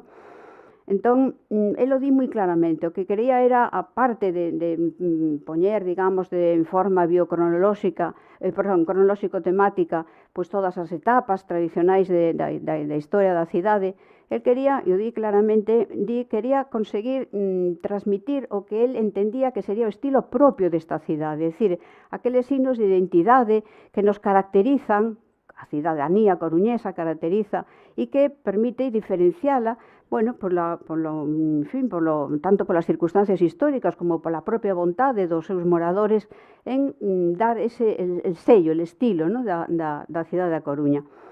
Entón, analiza, divide esas etapas non de forma absolutamente tradicional e da antigua, media, moderna, contemporánea, sino por unos datos históricos que el considera que marcan determinados cortes ou fitos na historia, non? Arranca dese renacer que el chama do século XIII, con esa fundación de Alfonso IX, do foro de 1202, non? E aí xa el identifica unha serie de rasgos, de trazos que diferenciarán a Coruña durante séculos, porque, efectivamente, como el di, a Coruña non nace de un sepulcro, ni crece a la sombra dunha catedral ou dun castillo roquero. Entón, nace efectivamente dun pacto entre o monarca e a cidadanía libre, e isto vai a condicionar e o vai, desenvolvendo ao longo das páxinas deste capítulo, non? Logo, a segunda gran etapa para Barreiro na historia da Coruña, digamos, supuso unha especie non de fracaso, pero sí de alguna maneira de burocratización, de militarización, coa entrada, coa chegada e a instalación das grandes la audiencia, a capitanía, das grandes institucións dos Austrias, non? E aí, para el, ve como Coruña perde en gran parte ese estilo que a caracterizaba na época anterior. Pero na seguinte, na terceira gran etapa da historia da cidade, ve como toda esa chegada de empresarios foráneos, os cataláns, vascos, maragatos, etc., van a, digamos, a desprazar a bella a capa dominante do período dos Austrias e vai a sustituir e vai a apostar por unha idea diferente que volverá a dar á cidade outro momento de estilo propio, que será esa burguesía que aposta polo liberalismo, ou que na época da Restauración aposta polo republicanismo. Entón, esta cidade tan curiosa, tan casi única na historia de España, na que un concello maioritariamente formado por concelleiros republicanos, dirixida por un alcalde monárquico, pero que son capaces de entenderse, ¿no? Esta historia tan bonita do republicanismo coruñés en época monárquica. Dedica menos tempo e pasa un poquinho máis por riba as etapas máis próximas, no? Sobre todo a época do franquismo. Logo amplía na segunda edición do 96, amplía un pouco máis este período, no? Entón, claro, eu imagino a capacidade imagino as dificultades que, porque a pesar de toda a capacidade de Barreiro, pois enfrontarse a unha historia global de unha cidade con esa profundidade, porque non é unha historia así de a vista de paxaro, non? Unha historia con unha profundidade tremenda, sobre todo en algúns momentos, non? Nos que, efectivamente, bota man de fontes existentes, pero aporta moitísima temas novos, en fin, algunhas investigacións propias, específicas, incluso para esta publicación, non? É moi minucioso en moitos campos, non? Entón, como abarca que prácticamente toda a historia da cidade, a evolución política, as institucións de goberno, os conflitos bélicos, as ideoloxías dos grupos, a vida económica, a evolución urbanística da cidade, a poboación, o teatro, o cine, a música, os edificios singulares, todo está aí na historia de Barreiro, non? Entre os valores a destacar, parte de todo isto que estou dicindo, no? A mí me interesa moitísimo ese traballo que tamén se destacou xa, que é a historia crítica das fontes que utiliza Barreiro, no?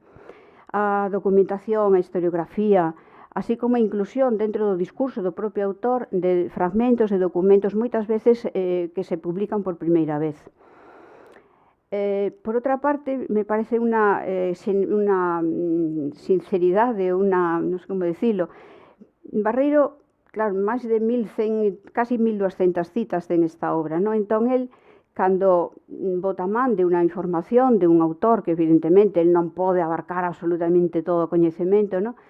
A honradez que ten como científico, vale, de indicar de onde toma ese dato. Eso non sempre se encontra en estas obras de tipo xeral, non? Neste conxunto de datos tan inmensos, evidentemente, hai algún erro, claro, hai algún erro, pero sempre eses erros non son achacables a él directamente, é dicir, da súa propia investigación, sino que moitas veces proceden, efectivamente, de que toma un dato errado, vale, da propia fonte, non? As ilustracións, ou mellor, cos métodos que temos agora, bueno, pois non adolecen un pouco de escasa calidade, pero que interesa efectivamente o contido e o texto escrito, non as ilustracións, non? Logo, na segunda edición, pois volve a repetir un pouco digamos, o esquema da primeira, é dicir, todo o que se publica nos 10 anos seguintes, entre 86 e 96, referidos á historia da Coruña, están aí presentes, todos os datos. E aí vemos tamén outro valor que se destacou tamén aquí en varias ocasións, non? Que é como Barreiro abre camiños, como Barreiro anima a outros investigadores a que profundicen en determinados temas e como se vai formando realmente, non sei se se pode chamar escola, pero sí un grupo de historiadores aquí na Coruña que ampliaron extraordinariamente todos os estudios referidos á cidade, non? Entón, desde Mejide, Carlos Barros, Carmen Saavedra, Luisa Mejide, en fin, todos están ellos, sobre todo 16 textos importantísimos que se publican en estes 10 anos de diferencia. Entón, ese impacto realmente o impacto desta obra foi, eu creo, absolutamente fundamental. Isto dá pé a que despois, a máis do éxito editorial e de ventas da propia obra, pois que haxa algunhas editoriais que se animan a publicar historias das cidades respectivas, non? Que neste sentido, pois todas as publicacións de Vía Láctea sobre prácticamente hoxe en día case todas as cidades teñen xa a súa propia historia, pero eu estou absolutamente convencida de que, digamos, a idea parte desta da Coruña e de Barreiro, non? Esta historia de Pontevedra, de Ourense, de Ferrola, de Vigo, de Lugo, de Santiago, pero con unha diferencia fundamental, que estas obras son colectivas. Estas obras están elaboradas por distintos especialistas nas distintas etapas históricas. É dicir, isto engrandece máis o mérito de Barreiro de afrontar el só toda a panorámica histórica da historia de unha cidade, non? Logo, el continuará, evidentemente, continuará traballando, continuará publicando, continuará investigando sobre temas concretos da cidade da Coruña, aspectos moi concretos, e aí xa é casi imposible, bueno, non os vou citar, evidentemente, simplemente agruparlos no que me parece que poderían ser os grandes líneas de investigación referidos exclusivamente á cidade da Coruña, non? Por exemplo, as biografías de personaxes coruñeses. O mellor non son biografías completísimas, terminadas, vale? Pero son, vale, líneas de investigación, vale? Eu digo, dou estes datos sobre personaxes, veña, outro que continúe, non? En ese sentido, tamén interesante. Entón, biografías individuais de ilustrados, de republicanos, de historiadores concretos da Coruña, de editores, un dos últimos traballos que fixo con Beatriz sobre o constructor Julio Rodríguez, non? Ou traballos colectivos sobre os Casares, os orfebres, os libreros da Coruña. É dicir, hai tanto que é imposible recordalo, non? Ou esa biografía extensísima que se citou tamén sobre Murguía, ou os traballos que abriron camiños aos estudios da familia de Pardo Bazán, non? Entón, e os estudios relacionados tamén con esa idea, con ese estilo da cidade, non? Eso que quería e que consigue, evidentemente, recoller o que incidía no prólogo e que recolle na obra, non? Logo, calas, digamos, históricas en procesos, pois, tanto militares como políticos, desde a cidade da Coruña, desde todos os ámbitos, estudios pormenorizados da prensa. Por exemplo, pensade que nos suplementos de Galicia, daquel suplemento que publicaba La Voz de Galicia, entre o ano 91 e 96, hai casi 400 pequenos artigos. Pequenos, sí, pero hai que facelo, e son pistas, e son investigacións, cada unha delas leva moito tempo, non? Logo estarían os prólogos de Barreiro a aspectos e traballos de historia local, que non son poucos, vale? Que son os prólogos de tesis, son prólogos de estudios pormenorizados. En fin, non acabaríamos. Por lo tanto, poucas cidades, e remato, teñen a sorte de contar con un historiador da categoría de Xosé Ramón Barreiro. Interesoulle todo o relacionado coa súa historia nun sentido moi amplio, e con temas das súas investigacións son casi inabarcables. Pero non se limitaba a traballar e publicar el personalmente, sino que co seu exemplo animou a novos investigadores a ampliar o coñecemento desta cidade a que tanto amou. Tamén o fixo desde as institucións das que formou parte, pero a min, concretamente, e en este momento, interésame recalcar o exemplo que deu co seu incansable traballo, a inmensa xenerosidade para todos os que, como eu mesma, dirixímonos a él como mestre, historiador inigualable que foi. Gracias, Pepe Barreiro.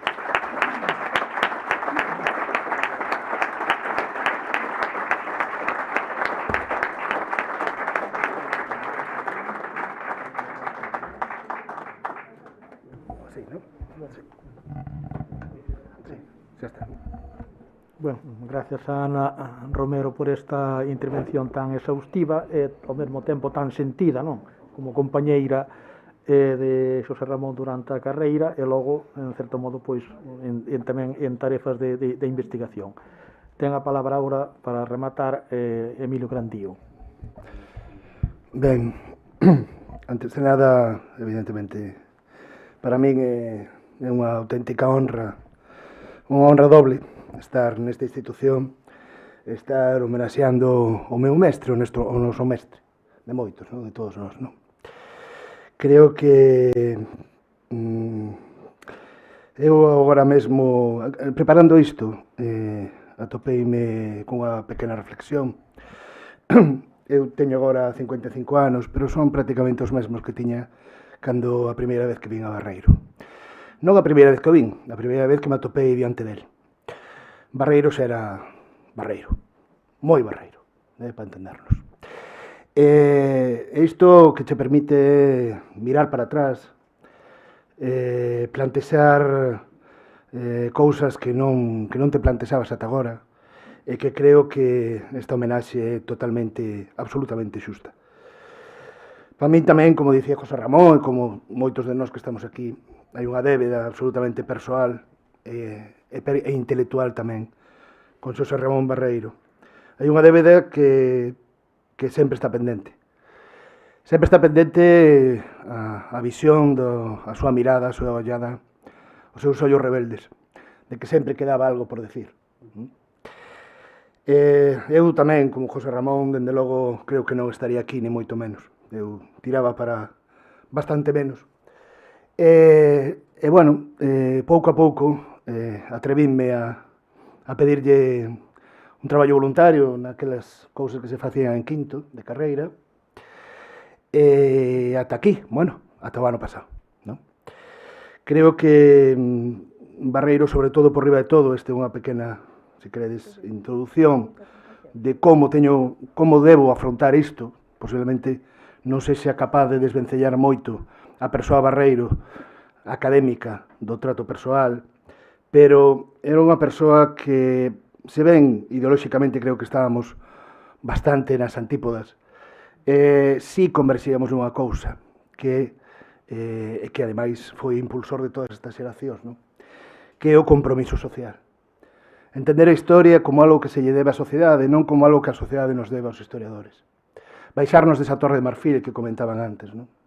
Barreiro creo que foi un dos grandes con moito, en Galicia, activistas da historia. Entender a historia como un arma que pode influir na sociedade. Entender a historia como unha ferramenta civilizatoria, como unha ferramenta democrática. Isto creo que todos os que estivemos con el o soupemos que tivemos un trato quizás máis estreito, pero dende logo nas aulas irradiaba iso. Calquera que podía escoitalo irradiaba iso. Ben, dentro deste reparto que nos fai o presidente de mesa, eu, bueno, tiñame encargado de facer un pouco a cuestión da historia política, non? Bueno, creo que xa se comentou sobradamente, non? Moitas cousas, pasarei dunha maneira o máis rápido posible por el. Bueno, decía Ana, desbordante.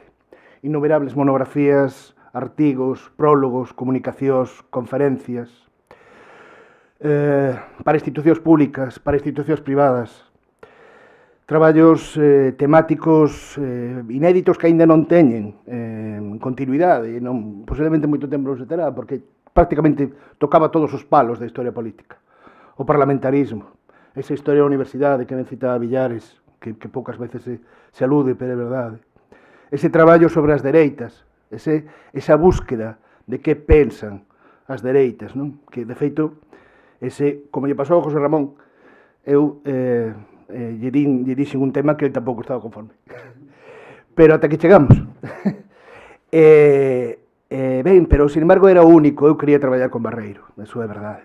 Quería traballar con Barreiro porque me parecía, creo aínda, que era o único que tentaba procurar esa reflexión, non? De feito, foi dos primeiros que impulsou traballo sobre a represión, traballo sobre o franquismo, dende a súa posición lóxica e absolutamente lexítima, pero que aí conversíamos, non?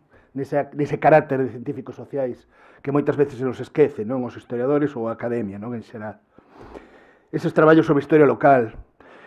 Eu creo que a principal teima de Barreiro nas súas preguntas, porque era un home tremendamente inquieto, basicamente esa era a súa... Era desbordante porque era tremendamente inquieto, pero boa parte, o fío conductor das súas preguntas era a búsqueda do pobo, e de feito do pobo galego, pero de feito tamén da alma. Creo que era un home que isto sí que non abunda, non é fácil, non é doado topalo. Creo que era un home que a hora de escribir historia tiña unha grande intuición. Unha grande intuición agora. Por exemplo, esa historia local que falaba Ana, non? A historia da Coruña, que todo o mundo temos evidentemente como referente. Bueno, a Coruña a dota de alma que lle faltaba, non? É dicir, é capaz de construir ese relato iso, non? Por lo tanto, eu, bibliófilo, a historia da prensa, esa magnífica biografía de Murguía, historiografía, quero dicir, non sei, moitos traballos que creo que aquí se afondaron suficientemente, poderíamos seguir desbordando, non? Pero creo que o fundamental para min, tamén coincido con Ana, é a construción dese relato da historia contemporánea de Galicia. A construción dese relato da historia contemporánea de Galicia expresado naqueles traballos de finais dos 70, principios dos 80, dos 4 volumes de Gamba da historia contemporánea de Galicia, de Galaxia, non? Creo que iso foi a proba de que para moitas xeracións, prácticamente podo decir que casi 2 décadas, para que moitas xeracións se interesaran por este traballo que temos, que se chama ser historiador. Para moitos, non só a historia da Coruña, no caso da Coruña, senón que a historia de Galicia, no caso de Barreiro tamén animou a moitos de nós, a moitas xeracións, polo menos este é o meu caso, creo que no caso de todos os que, boa parte dos discípulos que temos aquí, non?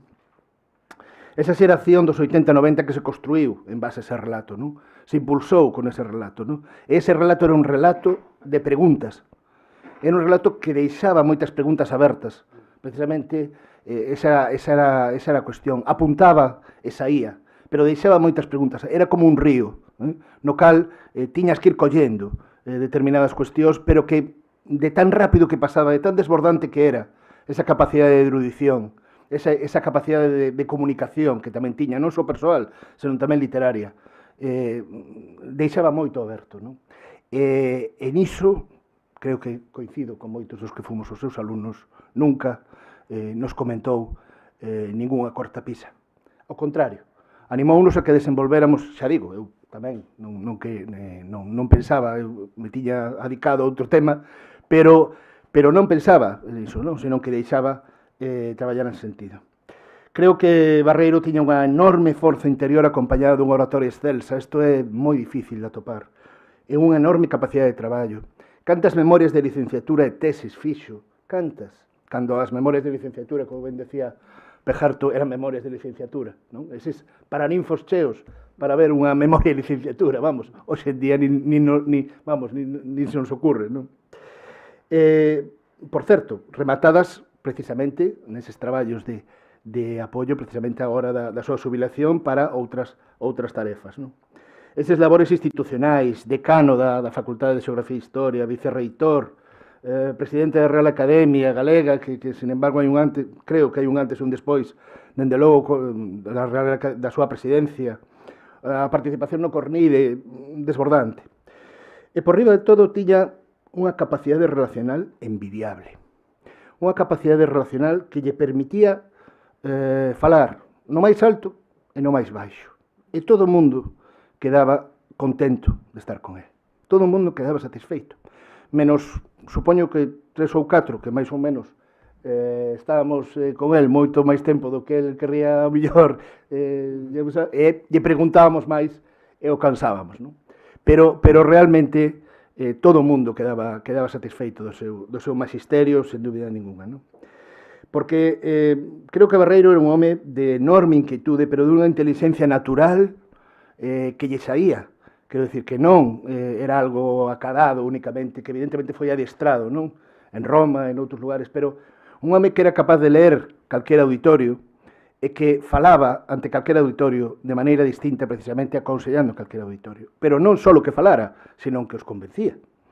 E lles chegaba a todos, e chegaba a cada un de nós, Posiblemente porque fora unha comunicación sinceira, porque era unha comunicación honesta, porque era unha comunicación directa, precisamente pola súa honestidade e pola súa coherencia. Cantas persoas pode traballar unha persoa na súa carreira académica, na nosa carreira académica? Moitas. Barreiro traballaba con moitas máis. E todo ese eco é desbordante, non só na súa produción académica, senón na súa capacidade relacional, que era o que montaba ese relato, non? Ese relato de Galicia simplemente quería, porque creo que Barreiro, como tamén fixo Ana, non? Barreiro ten que estar aquí, non?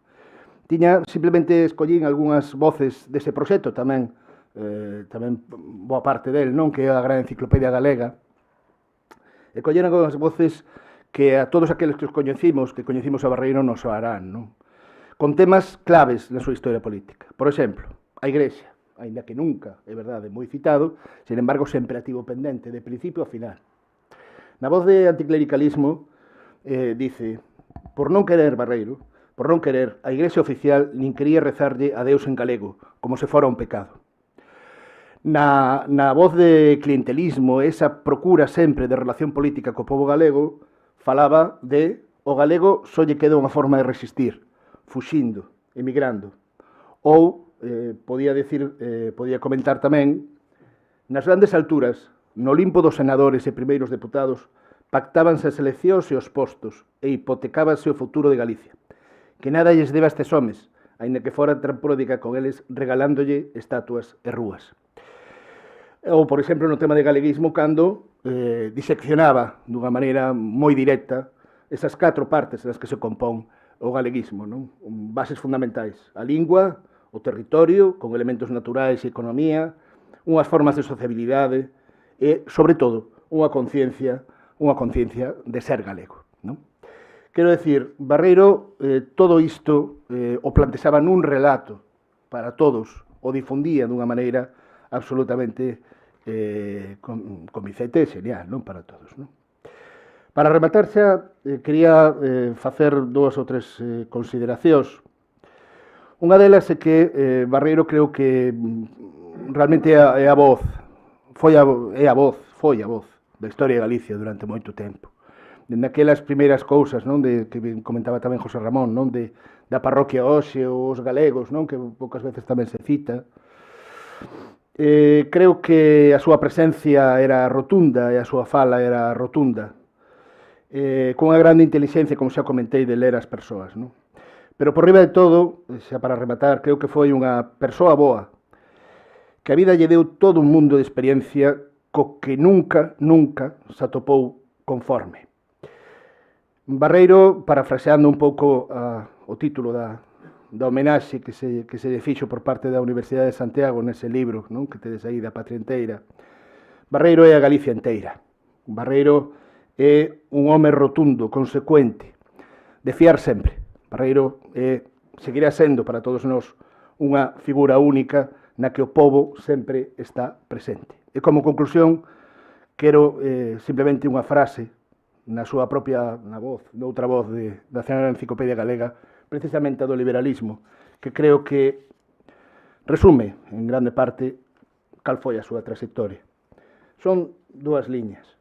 O home, di Barreiro, xa non se considera, cando fala do liberalismo, non, dos cambios, o home xa non se considera únicamente como fillo de Deus e un súndito da Igrexa, que está no mundo para conseguir a súa salvación, senón como un cidadán dunha sociedade que é creación súa e que está no mundo para ser feliz. Nada máis. Moitas gracias.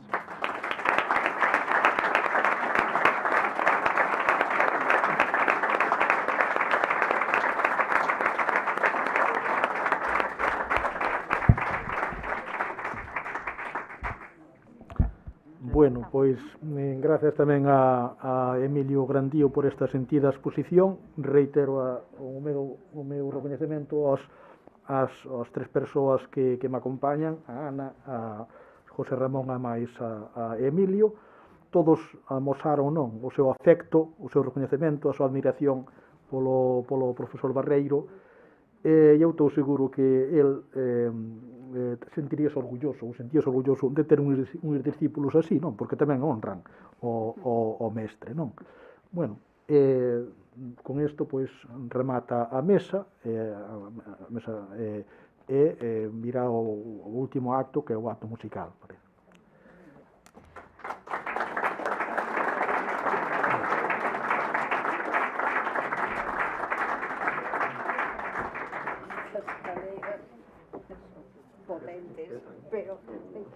Bueno, pues gracias también. Gracias, Ana, gracias, Emilio, gracias, José Ramón, gracias, profesor Pejerto Saavedra, por estas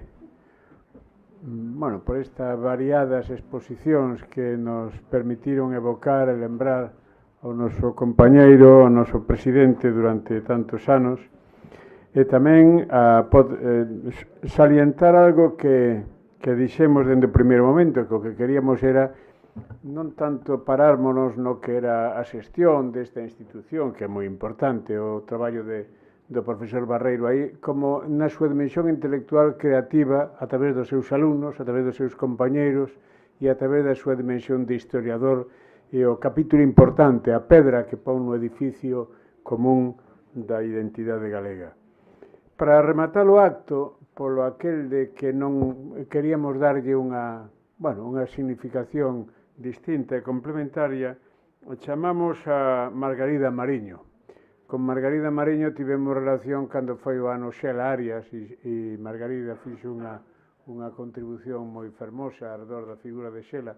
E, sobre todo, Margarida para nós representa aquí pois as voces novas, esa Galicia nova, esa Galicia que se transforma, que avanza, que propón novos pasos de de creatividade no eido da música, neste caso, na especialización da música. Margarida é viguesa, formouse no Conservatorio Superior de Liceo de Barcelona, ten unha trayectoria como intérprete en organizacións musicais, en orquestras en Suiza, en